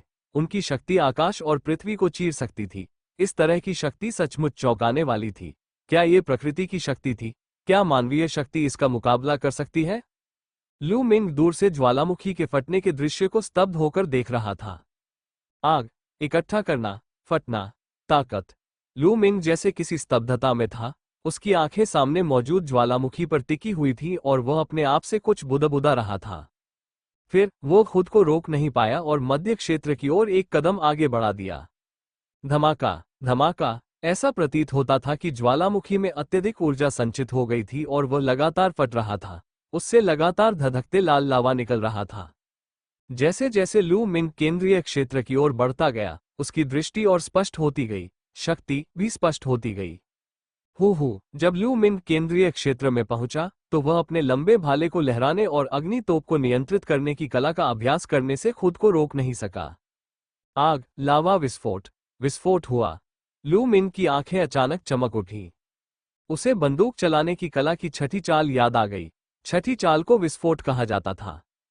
ये चाल बेहद शक्तिशाली थी, लेकिन वह इसे विकसित करने में कभी सफल नहीं हुआ था। इस क्षण उसे अचानक ये बात समझ में आ गई। भन भन, लंबा भाला अचानक जमीन में धंस गया। उसी क्षण उसके शरीर में मौजूद वास्तविक ऊर्जा भाले की नोक पर तेजी से एकत्रित हो गई। वह संघनित हो गई और विलीन नहीं हुई। भाले के जमीन में धंसते ही सारी वास्तविक ऊर्जा अचानक फूट पड़ी। धमाका! जमीन पर 2 मीटर से अधिक चौड़ा और 1 मीटर गहरा एक विशाल गड्ढा बन गया। कितनी शक्तिशाली शक्ति! क्या यही वह विस्फोट था? इसके अलावा आग उगलने की कला आखिरकार तीसरे स्तर पर पहुंच गई है। लू मिंग के चेहरे पर खुशी की मुस्कान झलक रही थी।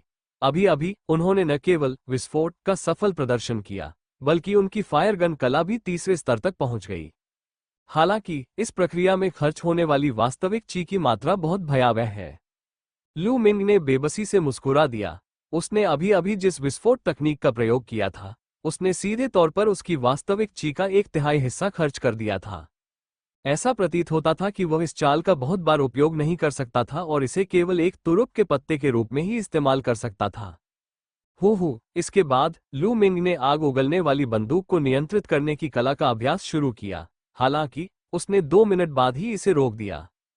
नहीं, यह सही नहीं लगता। ज्वालामुखी की तुलना में मैंने केवल उसका रूप ही समझा है, उसकी आत्मा या उसकी शक्ति नहीं। लू मिंग ने भौहें चढ़ाकर सोचना शुरू किया। Boom boom boom. ज्वालामुखी अभी भी भयानक शक्ति के साथ फट रहा था। उसे देखकर ही किसी के मन में भय का भाव उत्पन्न हो जाता था। ठीक है, इस तरह की शक्ति, मेरे पास इस तरह की शक्ति नहीं है। लू मिंग का दिमाग लगातार सोच रहा था। उसकी निगाहें दूर दिख रहे ज्वालामुखी के विस्फोट पर टिकी हुई थी, मानो वो स्तब्ध रह गया हो। कुछ समय बाद ज्वालामुखी का विस्फोट रुक गया। फिर भी वो वहीं खड़ा रहा और सोचने लगा। उसके मन में ऐसा लग रहा था मानो कोई ज्वालामुखी प्रकट हो गया हो और लगातार फट रहा हो। अनजाने में ही लू मिंग के हाथों में मौजूद लंबा भाला आग उगलने की कला की चालों के अनुसार नाचने लगा। भाले की चमक सीटी बजाती हुई निकली और लंबा भाला हवा को चीरता हुआ आगे बढ़ा। लू मिंग अथक साधना कर रहा था। अचानक लू मिंग ने अपनी भौहें ऊपर उठाईं और उसकी आंखें चमक उठी। बिल्कुल सही, ज्वालामुखी की शक्ति, आग की शक्ति, नियंत्रण की शक्ति है। धमाका! लू मिंग ने अचानक अपना भाला चलाया। यह एक साधारण भाला था, न कि आग उगलने की तकनीक का कोई हिस्सा। फिर भी इसमें एक रहस्यमयी शक्ति समाहित थी। धमाका! इस प्रहार से जमीन में गहरा घाव हो गया। जमीन अचानक फट गई, जिससे कंकड़ उड़ने लगे और एक बड़ा गड्ढा बन गया। यह विशाल गड्ढा उस गड्ढे से जरा भी छोटा नहीं था जिसे उसने विस्फोट की चाल से बनाया था। बल, यह आग की ऊर्जा है। लू मिंग की आंखें बेहद चमक रही थीं। वह अपने दिल में उमड़ रही खुशी को दबा नहीं पा रहा था। इस बार ज्वालामुखी विस्फोट को देखकर उन्हें बहुत कुछ सीखने को मिला। उन्होंने न केवल आग बुझाने की तकनीक में महारत हासिल की, बल्कि बल नियंत्रण को भी समझ लिया। दुनिया में हर चीज की अपनी शक्ति होती है। एक पर्वत अपनी पर्वतीय गति के साथ राजसी और विशाल था। पानी में पानी की गति होती है।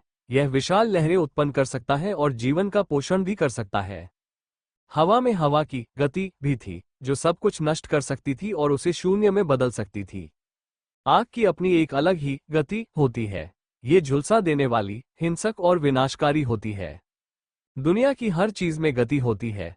अगर कोई मार्शल आर्टिस्ट इसे समझकर इसका इस्तेमाल कर सके, तो वो अविश्वसनीय शक्ति का प्रदर्शन कर सकता है। अभी अभी लू मिंग का आकस्मिक शॉट वास्तव में विस्फोट चाल जितना ही शक्तिशाली था। तो फिर क्या होगा अगर वो विस्फोट करते समय नियंत्रण बल भी जोड़ दे? वो विस्फोट कितना शक्तिशाली होगा? लू मिंग बेहद उत्साहित था। उसने कभी सोचा भी नहीं था कि वह वास्तव में नियंत्रण की ऊर्जा, अग्नि की ऊर्जा को समझ पाएगा। बल ऐसी चीज नहीं थी जिसे हर कोई समझ सके। केवल कुछ बेहद प्रतिभाशाली जीनियस ही इसे समझ सकते थे, और उनकी संख्या आश्चर्यजनक रूप से बहुत कम थी। मास्टर स्तर पर नियंत्रण शक्ति को समझ पाना और भी दुर्लभ था। रहस्यमयी तलवार संप्रदाय की स्थापना के बाद से बहुत कम लोग ऐसा कर पाए थे।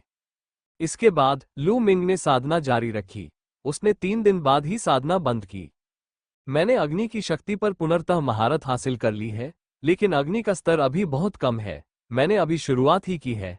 भविष्य में मुझे इसे और अधिक विकसित करने और समझने की आवश्यकता होगी। अब वापस जाने का समय आ गया है। मैं 40 दिनों से अधिक समय से दक्षिणी अग्नि क्षेत्र में हूँ, और फैंग वू से किए गए 4 महीने के वादे को पूरा करने में 1 महीने से भी कम समय बचा है। मैं अपने वचन से पीछे नहीं हट सकता। याओ तियान्यू, बस तुम इंतजार करो। आदत के चलते लू मिंग ने आसपास खोजबीन की और एक राक्षसी जानवर को पकड़ लिया। वो उस राक्षसी जानवर पर सवार होकर तेजी से रहस्यमयी तलवार संप्रदाय की ओर वापस चल पड़ा। लू मिंग 5 दिन बाद रहस्यमयी तलवार संप्रदाय में लौट आया। बड़े भाई लू मिंग, आप वापस आ गए हैं। छात्रावास में प्रवेश करते ही उसकी मुलाकात पैंग शी और हुआ ची से हुई, जो एक साथ बाहर निकल रहे थे। जब पांग शी ने लू मिंग को देखा तो वो खुशी से मुस्कुराया। बिग रॉक, तुम लोग कहाँ जा रहे हो? लू मिंग ने उत्सुकता से पूछा। बड़े भाई लू मिंग, आप बिल्कुल सही समय पर वापस आए हैं। आज देखने लायक एक शानदार मुकाबला होने वाला है। ओनेक्स टोरटोइस हॉल के फैंग फैंगली आज कांस्य मंच पर अपना 10वां मुकाबला लड़ने जा रहे हैं। अगर वे यह मुकाबला जीत जाते हैं तो कांस्य रैंकिंग में एक और व्यक्ति जुड़ जाएगा। पांग शी ने उत्साह से कहा। फैंग जिंगली कौन है? लू मिंग के चेहरे पर हैरानी का भाव था। ऐसा हो ही नहीं सकता। लू मिंग, तुम फैंग शिंगली को जानते तक नहीं हो? हुआ ची ने लू मिंग को तिरस्कार भरी नजरों से देखा। लू मिंग ने कड़वी मुस्कान के साथ अपनी नाक को छुआ और सिर हिलाया। ठीक है, मैं तुमसे हार गया। हुआ ची अवाक रह गया। उसने मुंह फुलाकर कहा, फैंग शिंगली 1 साल पहले नौसिखिया राजा था। क्या तुमने उसका नाम नहीं सुना? क्या वो 1 साल पहले का नौसिखिया किंग था? लू मिंग की दिलचस्पी तुरंत बढ़ गई। जी हाँ, वो पिछले साल से नवनियुक्त राजा थे। इसलिए ये मुकाबला बेहद महत्वपूर्ण है। शिष्यों के दोनों समूहों में से पहला समूह कांस्य रैंक में प्रवेश करने लगा है। बाकी अभी परिपक्व नहीं हुए हैं, इसलिए उन्होंने सबका ध्यान आकर्षित किया है। हुआ ची ने समझाया। पिछली बार जो कुछ हुआ था, उसके बाद हुआ ची का उसके प्रति रवैया पूरी तरह बदल गया था। अब वो दिन भर गुस्से से भरा चेहरा बनाकर यह चिल्लाता नहीं था कि वो भविष्य में उसे हरा देगा। दिलचस्प, चलो साथ चलते हैं। लू मिंग को इसकी बेसब्री से प्रतीक्षा थी। 1 साल पहले आया नया राजा कितना शक्तिशाली था। इसके अलावा वो मूल रूप से कांस्य मंच पर जा रहा था। वे तीनों तुरंत कांस्य के चबूतरे की ओर दौड़ पड़े। कांस्य का चबूतरा 4 महान अकादमियों के बीच में स्थित था। यह एक युद्ध चबूतरा था। कांस्य के चबूतरे के चारों ओर 4 विशाल स्टैंड बने हुए थे जिनमें 10 लाख लोग बैठ सकते थे। जब लू मिंग और बाकी लोग पहुंचे तो कांस्य मंच के चारों ओर का दर्शक दीर्घा पहले से ही लोगों से खचाखच भरा हुआ था। मोटे तौर पर देखा जाए तो वहां कम से कम दसियों हजार लोग मौजूद थे। यहां बहुत चहल पहल है, बहुत सारे लोग आए हैं। पैंग शी ने चारों ओर देखते हुए अपनी आंखें चौड़ी कर लीं। लू मिंग भी मन ही मन आश्चर्यचकित था। चारों महान अकादमियों से लगभग 50,000 कांस्य प्रतिमा के शिष्य आए थे। इस बार उनमें से कम 30,000 शिष्य आए थे। ये स्पष्ट था कि यह कितना सनसनीखेज था। कुछ लोगों को छोड़कर जो मिशन पर थे या एकांतवास में थे, खबर जानने वाले अधिकांश लोग आए। उन तीनों को बैठने के लिए एक जगह मिल गई और आसपास के लोग बातचीत करने लगे। क्या आपको लगता है कि फैंग शिंगली अपनी चुनौती में सफल होगा? प्रतिद्वंद्वी भी लगातार 9 जीत हासिल करने वाला एक निर्दयी व्यक्ति है। मेरे विचार से फैंग फैंगली की जीत निश्चित है। पिछले साल वह नए शिष्यों का राजा बना था। वो बेहद प्रतिभाशाली है। पिछले 2 बैचों में कांस्य रैंक में प्रवेश करने वाला पहला शिष्य होने के नाते उसका आत्मविश्वास काफी बड़ा हुआ होगा। मुझे भी लगता है कि फैंग शिंगली ही जीतेगा। क्या आपने नहीं देखा कि कल फैंग शिंगली ने लगातार 9 मुकाबले लड़े? उसने सभी 9 मुकाबले जीते। उसकी युद्ध क्षमता बेहद जबरदस्त है। मुझे नहीं लगता कि उसने अभी तक अपनी पूरी ताकत का इस्तेमाल किया है। लगातार 10 जीत उसके लिए कोई बड़ी बात नहीं होगी। मुझे ज्यादा चिंता इस बात की है कि जीतने के बाद फैंग शिंगली चुनौती देना जारी रखेगा या नहीं। क्या चुनौती जारी रहेगी, फिर मुझे कांस्य रैंक के प्रतिभाशाली खिलाड़ियों को चुनौती देनी होगी। अगर ऐसा है तो मैं आज अच्छी तरह से देख लूंगा। न केवल इस क्षेत्र में बल्कि कांस्य मंच के आसपास के लोग भी इस बारे में चर्चा कर रहे थे। फैंग शिंगली कांस्य रैंक तक पहुंचने वाले पहले व्यक्ति थे, इसलिए स्वाभाविक रूप से उन्होंने बहुत ध्यान आकर्षित किया। इससे पहले कांस्य पदक उन प्रतिभाशाली शिष्यों से भरा हुआ था जो 2 साल पहले रहस्यमय तलवार संप्रदाय में शामिल हुए थे। उदाहरण के लिए याओ तियान्यू 2 साल पहले शामिल हुए थे। फैंग जिंगली यहाँ है, अचानक किसी ने चिल्लाया। इसके बाद पूरा इलाका सन्नाटे में डूब गया। पीले रंग की कमीज पहने एक युवक कांस्य के चबूतरे के उत्तरी प्रवेश द्वार से उनकी ओर आ रहा था। वो युवक देखने में साधारण लग रहा था, लेकिन वो बहुत छोटा था। उसकी उम्र केवल 16 या 17 वर्ष ही प्रतीत होती थी। अपनी पीठ पर एक लंबी तलवार लिए वो धीरे धीरे पीतल के चबूतरे पर चढ़ गया। फिर वो चुपचाप वहीं खड़ा रहा। इसी समय एक अधेड़ उम्र का आदमी कांस्य के चबूतरे की ओर बढ़ा। यह अधेड़ उम्र का व्यक्ति पीतल के चबूतरे के प्रबंधन और अध्यक्षता का प्रभारी वरिष्ठ सदस्य था। वो न्यायाधीश भी था। वो पीतल के चबूतरे पर होने वाले द्वंद्व युद्धों की स्थिति का निपटारा करता और संप्रदाय को इसकी रिपोर्ट देता था। फैंग शिंगली, आज आपका प्रतिद्वंदी सन गुआंग है। सन गुआंग, कृपया मंच पर आएं। अधेड़ उम्र के न्यायाधीश ने जोर से घोषणा की। उनकी आवाज पूरी अदालत में गूंज उठी। भन भन। जैसे ही जज का भाषण समाप्त हुआ, हवा के फटने की आवाज सुनाई दी। लगभग 18 या 19 वर्ष का एक युवक कुछ ही पलों में उछल पड़ा और बिजली की गति से भागा। वो लू मिंग से भी कहीं अधिक तेज था। जब वो ड्रैगन सर्प स्टेप्स का पूरी ताकत से इस्तेमाल करता था, पलक झपकते ही वो कांसे के चबूतरे पर उतर गया और अपनी असाधारण फुर्ती का प्रदर्शन किया। कितनी तेज! इस तरह की मूवमेंट तकनीक के साथ अगर मुझे उससे लड़ना पड़े तो मैं समय पर प्रतिक्रिया भी नहीं दे पाऊंगा। कई लोगों ने आह भरी। सन गुआन कांस्य के चबूतरे पर कूद गया और फैंग शिंगली के सामने खड़ा हो गया। फैंग शिंगली, मुझे उम्मीद नहीं थी कि हम दोनों के बीच मुकाबला होगा। हाँ, अच्छा है। अगर मैं तुम्हें हरा देता हूं तो मैं कांस्य रैंक में प्रवेश कर पाऊंगा। हालांकि तुम 1 साल पहले नई पीढ़ी के राजा थे और असाधारण प्रतिभा के धनी हो, फिर भी तुम अभी बहुत छोटे हो। अभी तुम्हारे लिए मुझसे लड़ना बहुत जल्दबाजी होगी। सन गुआंग हंस पड़ा। कल भी किसी ने यही बात कही थी, लेकिन वो मेरी तलवार को रोक नहीं सका। फैंग शिंगली के मुंह से शांत आवाज निकली। वो बहुत आत्मविश्वासी लग रहा था। सन गुआन का चेहरा अचानक गंभीर हो गया। मुझे विश्वास है कि कांस्य मंच के नियम सभी को ज्ञात है। फिर भी मैं यहाँ नियमों को दोबारा समझाना चाहूंगा। कांस्य मंच पर व्यक्ति अपने जीवन और मृत्यु के लिए स्वयं जिम्मेदार होता है। हालांकि जैसे ही कोई व्यक्ति हार स्वीकार करता है, लड़ाई समाप्त हो जाती है। दूसरे व्यक्ति को हमला जारी रखने की अनुमति नहीं है। यदि कोई इस नियम का उल्लंघन करता है तो सभी परिणाम रद्द कर दिए जाएंगे। इसके अलावा आप अपनी युद्ध शक्ति बढ़ाने के लिए गोलियों और अन्य दवाओं को छोड़कर किसी भी तरीके का इस्तेमाल कर सकते हैं। अब लड़ाई शुरू होती है। अधेड़ उम्र के न्यायाधीश ने जोर से घोषणा की और फिर एक तरफ हट गए। भन भन। जैसे ही जज ने बोलना समाप्त किया, सन गुआन का शरीर तेजी से हिला और वह फैंग शिंगली की ओर दौड़ पड़ा। वो मंच पर होने की तुलना में भी अधिक तेज था। चंद्रमा की छाया प्रकाश को चीरती हुई तलवार, वार करो। जब वो फैंग शिंगली से 10 मीटर दूर था, तब सुन गुआंग ने ऊंची छलांग लगाई और अपनी तलवार घुमाई। घनी अर्धचंद्राकार तलवार की ऊर्जा फैंग शिंगली की ओर चली। तलवारबाजी की यह तकनीक कितनी शक्तिशाली है! यह निश्चित रूप से पीले ग्रेड की उच्च स्तरीय मार्शल आर्ट तकनीक का छठा स्तर है। लू मिंग के पास मौजूद किसी व्यक्ति ने खुशी से तालियां बजाईं। लू मिंग की निगाहें थोड़ी सी झपकी। वो समझ गया था कि सन गुआंग ने न केवल पीले स्तर की उच्च श्रेणी की तलवारबाजी तकनीक को छठे स्तर तक निखारा था, बल्कि उसकी शारीरिक तकनीक भी पीले स्तर की उच्च श्रेणी की शारीरिक तकनीक के छठे स्तर पर थी।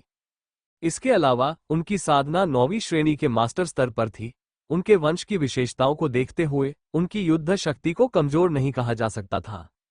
एक ऐसा प्राणी जो लगातार 9 जीत हासिल कर सके, वो वास्तव में असाधारण था। इसी क्षण फैंग शिंगली हरकत में आया। तलवार की गर्जना के साथ उसने अपनी तलवार म्यान से बाहर निकाल ली। बहुत कम लोगों ने स्पष्ट रूप से देखा कि उसने तलवार कैसे निकाली। अधिकांश लोगों ने केवल तलवार की आवाज सुनी और फिर हवा में तलवार की सफेद रोशनी चमकती हुई देखी। फिर सभी ने देखा कि सुन गुआंग द्वारा चलाई गई घनी तलवार की ऊर्जा बिना किसी निशान के गायब हो गई। इसके बाद सुन गुआंग कराह उठा और उसका शरीर दूर जाकर युद्ध के अखाड़े में जा गिरा। क्या हो रहा था? बहुत से लोग एक दूसरे को देखने लगे। उन्हें समझ नहीं आ रहा था कि क्या हुआ है, क्योंकि यह सब बहुत जल्दी हो गया था।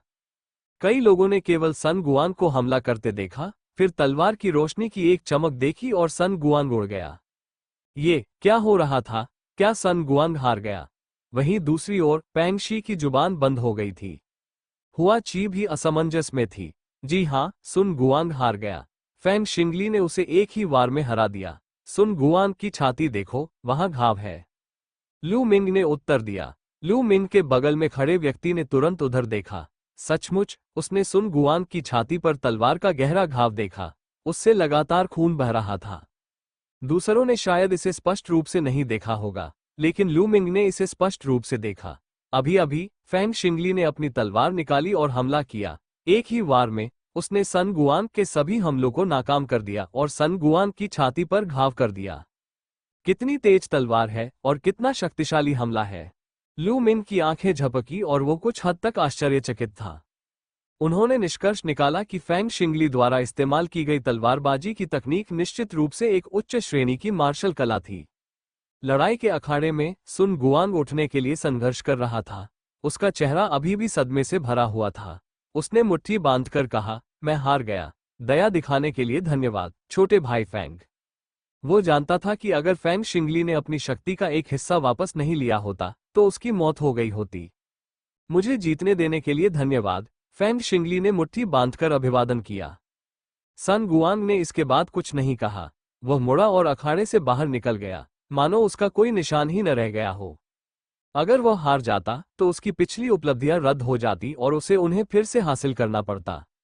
अधेड़ उम्र के जज ने आगे बढ़कर घोषणा की, फैंग शिंगली इस मुकाबले के विजेता है। उनका नाम कांस्य पदक सूची में है। रेफरी की घोषणा के बाद पूरा स्टेडियम हंगामे में तब्दील हो गया। उसने कर दिखाया, फैंग फैंगली ने कर दिखाया। पिछले 2 वर्षों में नए शिष्यों में से वो कांस्य रैंक तक पहुंचने वाला पहला व्यक्ति था। वो पिछले 2 वर्षों के सभी नए शिष्यों का प्रतिनिधि है। अद्भुत, फैंग शिंगली तो वाकई कमाल का है। उसने 2 साल से भी कम समय में कांस्य रैंक हासिल कर ली है। वो सचमुच नए शिष्यों का राजा है। उसके अलावा पिछले 2 वर्षों में संप्रदाय में शामिल हुए बाकी शिष्यों को कांस्य रैंक तक पहुंचने में कम से कम आधा साल लगेगा। जी हाँ, पिछली पीढ़ी के राजा फैंग शिंगली को बेहद शक्तिशाली माना जाता था। क्या आपको लगता है कि वो चुनौती देना जारी रखेगा? मुझे पूरी उम्मीद है कि वो चुनौती देना जारी रखेगा। क्या आपने देखा कि कांस्य रैंक में 30वें स्थान से नीचे के आधे से अधिक प्रतिभाशाली लोग यही हैं? चारों ओर से प्रशंसा की आहें सुनाई दे रही थी। लू मिंग के बगल में खड़ी पांग शी भी बहुत उत्साहित थी। एक दिन मैं भी कांस्य पदक विजेता सूची में शामिल होऊंगा। हुआ ची ने अपनी मुठियां भींच ली और आत्मविश्वास से कहा, प्यार में पागल, मुझे विश्वास है कि तुम ये कर सकते हो। तुम और बड़े भाई लू दोनों ठीक रहोगे। मुझे नहीं पता कि मुझे इस जीवन में मौका मिलेगा या नहीं। पांग शी ने बड़ी उम्मीद से कहा। लू मिंग ने पैंग शी के कंधे पर थपथपाते हुए मुस्कुराते हुए कहा, बड़े पत्थर, तुम बहुत मेहनत कर रहे हो। तुम इसे जरूर कर लोगे। जब पांग शी ने पहली बार संप्रदाय में प्रवेश किया था तब वो 9वीं श्रेणी के योद्धा स्तर पर था। आधे वर्ष के साधना के बाद उसने प्रथम श्रेणी के गुरु स्तर के शिखर को प्राप्त कर लिया था। हालांकि उनकी साधना की गति तेज नहीं थी, लेकिन उन्होंने धीरे धीरे कदम बढ़ाए और उनकी नींव बहुत मजबूत थी। फैंगशिंग, तुम अब कांस्य सूची में 57वें स्थान पर हो। तुम कांस्य सूची में मौजूद प्रतिभाशाली खिलाड़ियों को चुनौती देने के योग्य हो। क्या तुम अब भी उन्हें चुनौती देना चाहते हो? अधेड़ उम्र के जज ने पूछा। इस समय सबकी निगाहें फैंग शिंगली पर टिकी थीं। सभी बहुत उत्सुक थे। क्या वो चुनौती देना जारी रखेगा? फैंग शिंगली ने कोई जवाब नहीं दिया। ऐसा लग रहा था जैसे वो कुछ सोच रहा हो। अगर फैंग शिंगली अपना खेल जारी रखता है तो आपको क्या लगता है कि वो किसे चुनौती देगा? ये कहना मुश्किल है, लेकिन वो निश्चित रूप से कांस्य पदक के लिए 45वें और उससे ऊपर के रैंक वाले खिलाड़ियों को चुनौती देगा, क्योंकि वे एक ही वर्ग में हैं। बिल्कुल सही। अगर वो आज लड़ना चाहता है तो वो केवल कांस्य सूची में मौजूद प्रतिभाशाली खिलाड़ियों को ही चुनौती दे सकता है। देखिए, 55वें स्थान पर मौजूद दुआन मुहू, 51वें स्थान पर मौजूद याओ तियान्यू, 50वें स्थान पर मौजूद यानजू और 48वें स्थान पर मौजूद जी डोंग सभी यही हैं। संभवतः वो इन्हीं को चुनौती देगा। आसपास चर्चा और अटकलों की आवाजें गूंज रही थीं। याओ तियान्यू? लू मिंग की निगाहें घूम गईं। उसने दूसरों की निगाहों का पीछा किया और पूर्वी स्टैंड पर याओ तियान्यू को देखा। याओ तियान्यू ने अपनी बाहें मोड़ी और शांति से वहीं बैठ गया। उसके बगल में 1 दर्जन से अधिक सहायक कर्मचारी थे।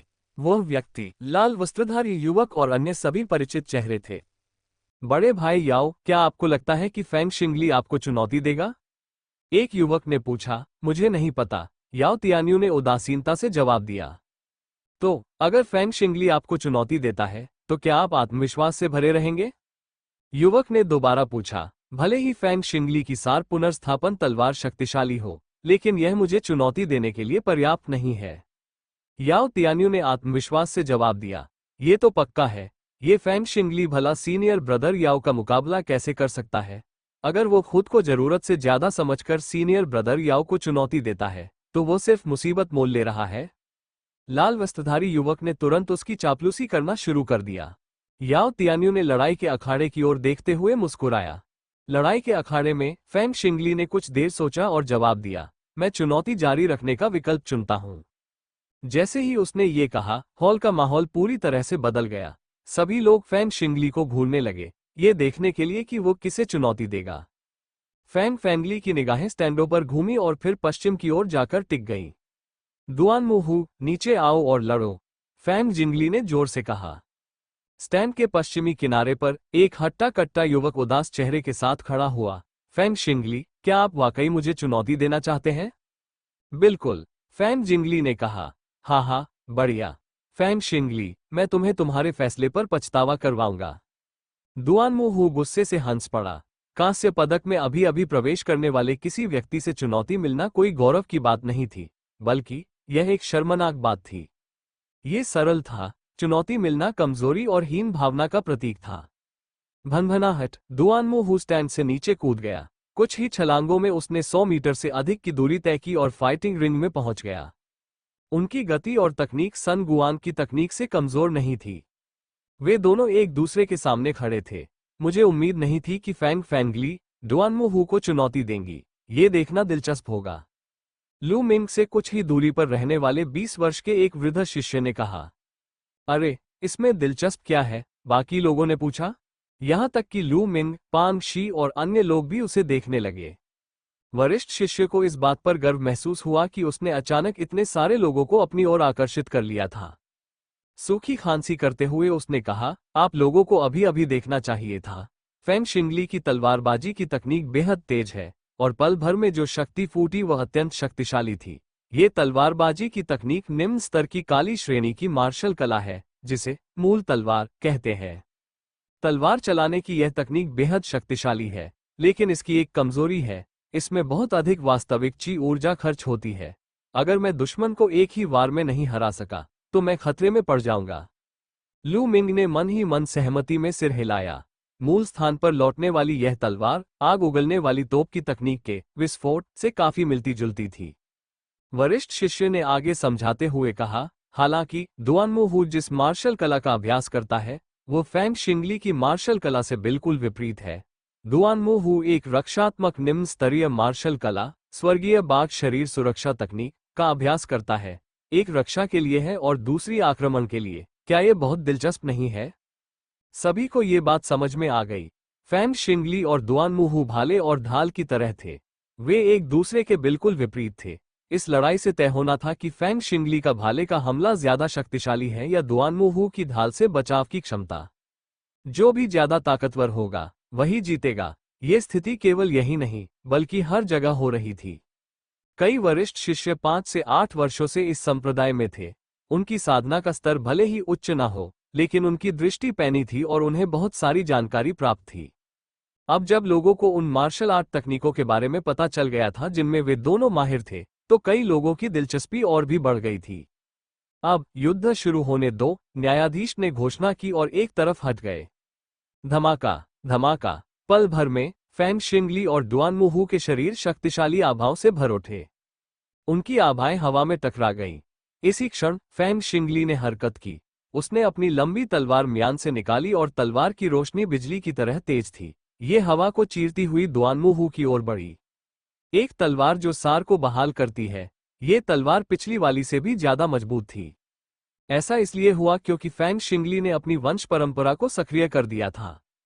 6 चक्रों का अर्थ है छठे स्तर की वंश परंपरा। लू मिंग ने पहली बार किसी मार्शल आर्टिस्ट को छठे स्तर की ब्लड मेरिडियन क्षमता के साथ देखा था।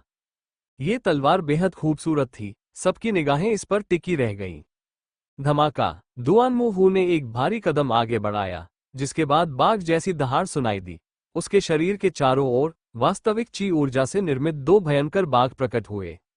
2 भयंकर बाघ दुआन मुहू के शरीर के चारों ओर उछल कूद कर दहाड़ रहे थे। उसे इतनी कसकर घेरे हुए थे कि पानी भी बाहर नहीं निकल सकता था। फैंग शिंगली, देखते हैं तुम मेरी रक्षा पंक्ति को कैसे तोड़ोगे। दुआनमोहू दहाड़ उठा। पलक झपकते ही फैंग शिंगली की लंबी तलवार ने दुआनमोहू को भेद दिया। गर्जन, दोनों बाघ दहाड़ते हुए दुआनमोहू का रास्ता रोक दिया और फैंग शिंगली की तलवार से भिड़ गए। वो बिंदु जहां लंबी तलवार और भयंकर बाघ का मिलन हुआ, एक तीक्ष्ण प्रकाश से जगमगा उठा। हालांकि सभी लोग लड़ाई के अखाड़े को टकटकी लगाए देख रहे थे और रोमांचक क्षण को चूकने के डर से किसी की भी नजरें हटाने की हिम्मत नहीं कर रहे थे। ये मुकाबला निश्चित रूप से एक ही चाल में तय हो सकता था। अगर फैंग फैंगली दुआनमोहू की रक्षा पंक्ति को भेदने में कामयाब हो जाती तो फैंग फैंगली की जीत निश्चित थी। दूसरी ओर दुआनमोहू की जीत पक्की थी। क्या फैंग शिंगली दुआनमोहू की रक्षा पंक्ति को भेदने में सक्षम होगा? धमाका! अचानक फैंग शिंगली और दुआनमोहू के एक दूसरे के सामने से गुजरने पर एक जोरदार धमाका सुनाई दिया। कौन जीता? टकराना। अचानक दुआनमोहू का शरीर घुटनों के बल गिर गया और उसने मुंह भरकर खून थूक दिया। सभी को यह स्पष्ट रूप से दिखाई दे रहा था कि उसकी छाती पर भी सन गुआन की तरह ही एक गहरा घाव था। मैंने खोया। दुआनमोहू खड़ी हुई और पीछे मुड़े बिना चली गई। दुआनमोहू पराजित हो गया और पूरे इलाके में हंगामा मच गया। अद्भुत, सचमुच अद्भुत। हालांकि यह सिर्फ एक ही चाल थी, लेकिन यह आक्रमण और बचाव का चरम टकराव था। बुरा नहीं, आज की यात्रा व्यर्थ नहीं गई। क्या आपको लगता है कि फैंग शिंगली चुनौती देना जारी रखेगा? मुझे ऐसा नहीं लगता। उसकी वंश परंपरा में बहुत उथल पुथल मची है। उसके लिए इतने कम समय में उबरना मुश्किल है। ये सच है। उसी समय रिंग में मौजूद जज ने फैंग शिंगली की जीत की घोषणा कर दी। दर्शकों की प्रशंसा और ईर्ष्या भरी निगाहों के बीच फैंग शिंगली धीरे धीरे लड़ाई के अखाड़े में उतर गया। अद्भुत, ये तो कमाल है। बड़े भाई लू मिंग, प्रेम में पागल मूर्ख, चलो वापस चलते हैं। मुझे अपनी साधना में और अधिक मेहनत करनी होगी और भविष्य में कांस्य पदक जीतने का प्रयास करना होगा। पांग शी ने दृढ़ निश्चय के साथ कहा, वापस जाएं। लड़ाई अभी खत्म नहीं हुई है। हमें वापस क्यों जाना चाहिए? लू मिंग ने हल्की सी मुस्कान दी, क्या लड़ाई अभी खत्म नहीं हुई है? लू मिंग के अलावा पैंग शी, हुआची और बाकी सभी लोग स्तब्ध रह गए। क्या द्वंद्वयुद्ध समाप्त नहीं हुआ था? लू मिंग ने अभी तक अपना काम पूरा नहीं किया था। फैंग शिंगली की लड़ाई खत्म हो गई है, लेकिन मेरी तो अभी शुरू हुई है। लू मिंग मुस्कुराया, फिर उठा और लड़ाई के अखाड़े से नीचे कूद गया। कुछ ही सांसों में लू मिंग कांस्य के चबूतरे तक तैरता हुआ पहुंच गया। लू, बड़े भाई लू मिंग क्या कर रहे हैं? पांग शी ने स्तब्धता में कहा। बाकी लोग भी स्तब्ध रह गए। ऐसा लगता है कि लू मिंग आज कांस्य पदक को चुनौती देना चाहता है। इस समय हुआची की आंखें बेहद चमक रही थीं, साथ ही वो थोड़ा हैरान भी था। क्या बड़े भाई लू मिंग कांस्य पदक को चुनौती देना चाहते हैं? पैंग शी बेहद सदमे में थी। आसपास मौजूद अन्य लोग भी हैरान रह गए। पीतल के चबूतरे के चारों ओर स्थित 4 आंगनों में मौजूद शिष्य अखाड़े से निकलने के लिए तैयार थे। वे सब उस समय स्तब्ध रह गए जब उन्होंने अचानक एक आकृति को चबूतरे पर उड़ते हुए देखा। ये कौन है? तुम अभी कांसे के चबूतरे पर क्या कर रहे हो? अरे, क्या वो लू मिंग नहीं था? इस साल का नवागंतुक राजा लू मिंग? तो ये लू मिंग है। वो क्या करना चाहते हैं? क्या वो कांस्य पदक के लिए चुनौती देने वाले हैं? यह असंभव है ना? भले ही वो नवागंतुक राजा हो, वो केवल इस वर्ष का नवागंतुक राजा है। उसके लिए कांस्य पदक के लिए चुनौती देना अभी बहुत जल्दबाजी होगी। इतना खराब भी नहीं। आसपास के लोगों में अचानक से चर्चा शुरू हो गई, लेकिन जो लोग जाना चाहते थे वे वापस बैठ गए। लड़ाई के अखाड़े में अधेड़ उम्र का न्यायाधीश, जो जाने ही वाला था, और फैंग शिंगली, जो पहले ही लड़ाई के अखाड़े के किनारे तक जा चुका था, दोनों रुक गए। लू मिंग, तुम मंच पर क्या करना चाहते हो? अधेड़ उम्र के जज ने मुस्कुराते हुए पूछा। बुजुर्ग लू मिंग ने कांस्य मंच को चुनौती देने का अनुरोध किया। लू मिंग ने मुट्ठी बांधकर कहा। जैसे ही उसने ये कहा, भीड़ तुरंत उग्र हो गई। वाह, आप वाकई कांस्य पदक को चुनौती देना चाहते हैं। वो बहुत घमंडी और बहुत बेचैन है। लू मिंग इस साल का नया राजा है और वह कांस्य पदक के लिए चुनौती देना चाहता है। तुम बहुत बेचैन हो? वो तो बस एक बच्चा है। जहां तक मुझे लगता है, वो फैंग शिंगली की लगातार जीतों से ईर्ष्या करता है। इसीलिए वो फैंग शिंगली पर हमला कर रहा है। अगर वो अभी फैंग शिंगली को चुनौती देता है तो उसके जीतने की संभावना लगभग न के बराबर है। ये बात पूरी तरह सच नहीं है। मैंने सुना है कि 3 महीने पहले, जब उसने स्टार मून टावर को ध्वस्त किया था, उस लड़ाई के दौरान उसने ये प्रकट किया था कि उसकी युद्ध क्षमता 9वीं श्रेणी के मास्टर मार्शल आर्टिस्ट से कम नहीं थी। तो क्या हुआ? कांस्य मंच पर 9वीं श्रेणी के गुरु का क्या उपयोग था? कांस्य मंच पर मौजूद लोगों में से किसकी युद्ध क्षमता 9वीं श्रेणी के गुरु के स्तर से कम थी? मैं लू मिंग की प्रतिभा को स्वीकार करता हूँ। हालांकि वह इसी वर्ष संप्रदाय में शामिल हुआ है। एक और वर्ष में मैं यह नहीं कह सकता कि वह फैंग फैंगलिए की तरह कांस्य रैंक में प्रवेश नहीं कर पाएगा, लेकिन अभी ये लगभग असंभव है। केवल साधना से कांस्य स्तर को चुनौती देना संभव नहीं है। प्राकृतिक संसाधनों से साधना में तेजी से सुधार हो सकता है, लेकिन मार्शल आर्ट और गुप्त कौशल को समझने में समय लगता है। कांस्य स्तर पर मौजूद वे लोग जो गहन स्तर की मार्शल आर्ट तकनीकों का अभ्यास कर सकते हैं, वे सभी प्रतिभाशाली हैं और उन्हें समझने में काफी समय व्यतीत करते हैं। हो सकता है कि वह रुकने से पहले कुछ और बार जीतना चाहता हो। कुछ लगातार जीत के बाद तुम रुक जाओगे। वह तो नया राजा है, कोई साधारण शिष्य नहीं। अगर वो कुछ राउंड जीतने के बाद ही हार मान लेगा, तो बेहतर है कि वो मंच पर न जाए। ये तो और भी शर्मनाक होगा। ये सच है, वहां काफी हंगामा था, लेकिन चर्चा लगभग एक तरफा थी। सभी का मानना था कि लू मिंग बहुत जल्दबाज है और उसे अभी चुनौती नहीं देनी चाहिए। उसे फैंग शिंगली की तरह चुपचाप रहना चाहिए और अपनी युद्ध क्षमता के एक निश्चित स्तर तक पहुंचने का इंतजार करना चाहिए। उसके बाद ही वो विस्फोट करके दुनिया को चौंका देगा। दक्षिणी स्टैंड में पैंग शी और अन्य लोग अभी भी सदमे में थे। हुआची, तुम्हें क्या लगता है कि बड़े भाई लू मिंग लगातार कितनी जीत हासिल कर सकते हैं? क्या तुम कांस्य पदक की सूची में जगह बना सकते हो? पांग शी ने स्तब्ध होकर पूछा। लू मिंग को मैं अब बिल्कुल भी समझ नहीं पा रहा हूं। हालांकि वो जल्दबाजी करने वाला व्यक्ति नहीं है। जब से वो ऊपर गया है, उसमें कुछ आत्मविश्वास तो जरूर आया होगा, हुआची ने कहा। हालांकि उसने ऐसा कहा, फिर भी हुआची की आंखों में हैरानी के भाव बरकरार थे। ये सच है, मैं भी बड़े भाई लू मिंग पर विश्वास करता हूं। पांग शी ने अपना सिर खुजाया। पास ही में खड़े अन्य लोगों ने यह सुना और उन्हें तिरस्कार भरी नजरों से देखा। उन्हें लगा कि वे दोनों बहुत अंधे हैं। अध्याय 100, एक तलवार से निपटारा। अनुवादक 54,96,90,339। पूर्वी स्टैंड पर लू मिंग, ये वही छोटा बदमाश लू मिंग है। वो खुद को बहुत ज्यादा समझ रहा है। वो सचमुच कांस्य पदक जीतने के लिए आया है। याओ तियान्यू के बगल में खड़े लाल वस्त्रधारी युवक ने चिल्लाया। वो वाकई अपनी क्षमता से अधिक आंक रहा है, लेकिन अच्छा ही है, हम उसे मारने के लिए लोगों को भेज सकते हैं। बड़े भाई याओ, आपका क्या विचार है? दूसरे युवक ने ठंडे स्वर में कहा, फिर याओ तियान्यू की ओर देखा। याओ तियान्यू ने मंच पर खड़े लू मिंग को देखा और उसकी आंखों में हत्या का इरादा झलक उठा। जरूर, वो लू मिंग को मारने का मौका ढूंढ रहा था। चूंकि लू मिंग खुद ही कांसे के चबूतरे पर आया था, इसलिए वो इस मौके को हाथ से जाने नहीं देना चाहता था। दूसरी दिशाओं में स्टैंडों में बैठे कांस्य पदक विजेता कुछ प्रतिभाशाली खिलाड़ी भी उत्सुकता भरी निगाहों से लू मिंग को देख रहे थे। कांसे के चबूतरे पर, लू मिंग, क्या तुम सचमुच कांस्य पदक को चुनौती देने जा रहे हो? अधेड़ उम्र के जज ने आश्चर्य से पूछा। इतना खराब भी नहीं। लू मिंग ने फिर से सिर हिलाया। ठीक है, चूंकि आपने फैसला कर लिया है, मैं आपको नहीं रोकूंगा। चलिए चुनौती शुरू करते हैं। अधेड़ उम्र के न्यायाधीश ने सीधे सादे लहजे में घोषणा की। लड़ाई के अखाड़े के किनारे खड़े फैंग शिंगली ने लू मिंग पर उत्सुकता भरी नजर डाली। उसकी आंखों में चमक आ गई और वो बड़ी दिलचस्पी से देखने के लिए उत्तरी स्टैंड की ओर उड़ गया।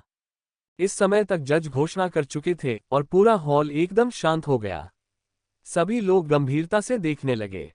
पिछले नवशासित राजा ने अभी अभी कांस्य पदक जीता था और अब इस वर्ष का नवशासित राजा उसे फिर से चुनौती दे रहा था। यह वाकई दिलचस्प था। रहस्यमयी तलवार संप्रदाय के इतिहास में ऐसा पहले कभी नहीं हुआ था। लू मिंग कितनी दूर तक जा सकता है? बहुत से लोग उत्सुक थे। मुझसे पहले कौन लड़ना चाहता है? लू मिंग ने चारों ओर देखा और स्पष्ट स्वर में कहा। कांस्य पदक के चरण में पहले 5 मैच अधिक अनौपचारिक थे और कोई भी जाकर उन्हें चुनौती दे सकता था। हालांकि 5 राउंड के बाद समान जीत क्रम वाले लोगों का आपस में मुकाबला करना आवश्यक होगा, अन्यथा वे अपनी ताकत का प्रदर्शन बिल्कुल भी नहीं कर पाएंगे। 9वीं श्रेणी के मास्टर स्तर से नीचे के लोग चुप हो गए। हालांकि उन्हें लगता था कि लू मिंग कुछ ही राउंड जीत पाएगा, लेकिन लू मिंग की क्षमताएं अभी भी बरकरार थीं। कुछ महीने पहले ही उसके पास 9वीं श्रेणी के उस्ताद के बराबर युद्ध शक्ति थी। मैं तुमसे लड़ूंगा। एक आकृति झटपट लड़ाई के अखाड़े में कूद पड़ी। ये व्हाइट टाइगर हॉल के दुआनमू जिनमिंग है, कहा जाता है कि उनकी साधना 9वीं श्रेणी के मास्टर स्तर के मध्य चरण तक पहुंच चुकी है। जैसे ही वो व्यक्ति मंच पर चढ़ा, उसके चारों ओर रोने चिल्लाने की आवाजें आने लगी। दुआनमू जिनमिंग लगभग 20 वर्ष का था। उसका चेहरा पीला पड़ गया था और उसकी आंखों में द्वेष था। उसने लू मिंग को घूरते हुए ताना मारा, लू मिंग, तुम सच में संयम नहीं रख पाते। अब तुम कांस्य मंच को चुनौती देने आ गए हो। हाँ, मैं तुम्हें पहले ही दौर में हरा दूंगा। नया राजा कांस्य मंच को चुनौती देने जा रहा है और पहले ही दौर में हार रहा है। यह निश्चित रूप से रहस्यमयी तलवार संप्रदाय में एक रिकॉर्ड बनाएगा और सदियों तक याद रखा जाएगा। दुआनमू जिनमिंग के लहजे में उपहास और व्यंग्य भरा हुआ था। तुम्हारा दुआनमू परिवार वाकई सबसे पहले आया है, लेकिन मैंने पाया है कि तुम्हारे दुआनमू परिवार में एक खास बात है। तुममें कोई हुनर नहीं है, लेकिन शेखी बघाड़ने में तुम बहुत माहिर हो। लू मिंग ने उदासीनता से कहा। दुआनमू परिवार के सदस्य बेहद क्रोधित थे। धिक्कार है, तुम्हारी हिम्मत कैसे हुई मेरे दुआनमू परिवार को नीचा दिखाने की। दुआनमू जिनमिंग को अपंग कर दो। उसे दुआनमू परिवार की ताकत का एहसास कराओ। उसे अपाहिज कर दो। दुआनमू जिनमिंग की आंखें भी बेहद उदास थीं। उन्होंने ठंडे स्वर में कहा, लू मिंग, तुमने जो कहा है उसकी तुम्हें भारी कीमत चुकानी पड़ेगी। दुआनमू जिनमिंग ने अपनी लंबी तलवार म्यान से बाहर निकाली और उसमें से एक सफेद तलवार की रोशनी निकली। वो अत्यंत तेज थी। लू मिंग ने अपना हाथ हिलाया और उसके हाथ में हथेली जितनी चौड़ी और 1.5 मीटर लंबी एक विशाल तलवार प्रकट हो गई। झेंग इस विशाल तलवार को वहीं छोड़ गया था। इतने छोटे दुश्मन से निपटने के लिए फायर पैटर्न वाली बंदूक का इस्तेमाल करने की कोई जरूरत नहीं थी। इसके अलावा लू मिंग ये परीक्षण करना चाहता था कि क्या शारीरिक रूप से मजबूत होने के बाद वो इतनी विशाल तलवार के साथ चमकदार तलवार तकनीक की शक्ति का प्रयोग कर सकता है। ठीक है, मुझे नियमों के बारे में और कुछ कहने की जरूरत नहीं है, लड़ाई शुरू होने दीजिए। अधेड़ उम्र के न्यायाधीश ने घोषणा की, जल्दी करो, मेरे पास ज्यादा समय नहीं है, अभी 10 से ज्यादा मैच बाकी है। लू मिंग ने शांत भाव से कहा। उसका लहजा तिरस्कार से भरा था, मानो वो दुआनमू जिनमिंग को बिल्कुल भी गंभीरता से नहीं ले रहा हो। उसने तो यहां तक कह दिया कि अभी 10 से ज्यादा मैच बाकी है, मानो वो सचमुच लगातार 10 बार जीत सकता हो। नेस्ट, तुम बहुत घमंडी हो। यह सही है, वो बहुत घमंडी है। हालांकि वो जितना अधिक घमंडी होगा, बाद में हारने पर उसे उतनी ही शर्मिंदगी उठानी पड़ेगी। आसपास का वातावरण चर्चाओं से भरा हुआ था। धिक्कार है, मैं तुम्हें अपाहिज कर दूंगा। दुआनमू जिनमिंग गुस्से से दहाड़ा। वह आगे बढ़ा और लू मिंग की ओर दौड़ पड़ा। भयंकर बाघ तलवार तकनीक। दुआनमू जिनमिंग ने एक लंबी दहाड़ लगाई और अपनी युद्ध तलवार घुमाई। तलवार पर एक भयंकर बाघ की मायावी छवि धुंधली सी दिखाई दे रही थी। वो अत्यंत उग्र रूप से लू मिंग की ओर वार कर रही थी। मध्य 9वीं कक्षा के मास्टर स्तर के साधक के पास केवल इतनी ही शक्ति होती है।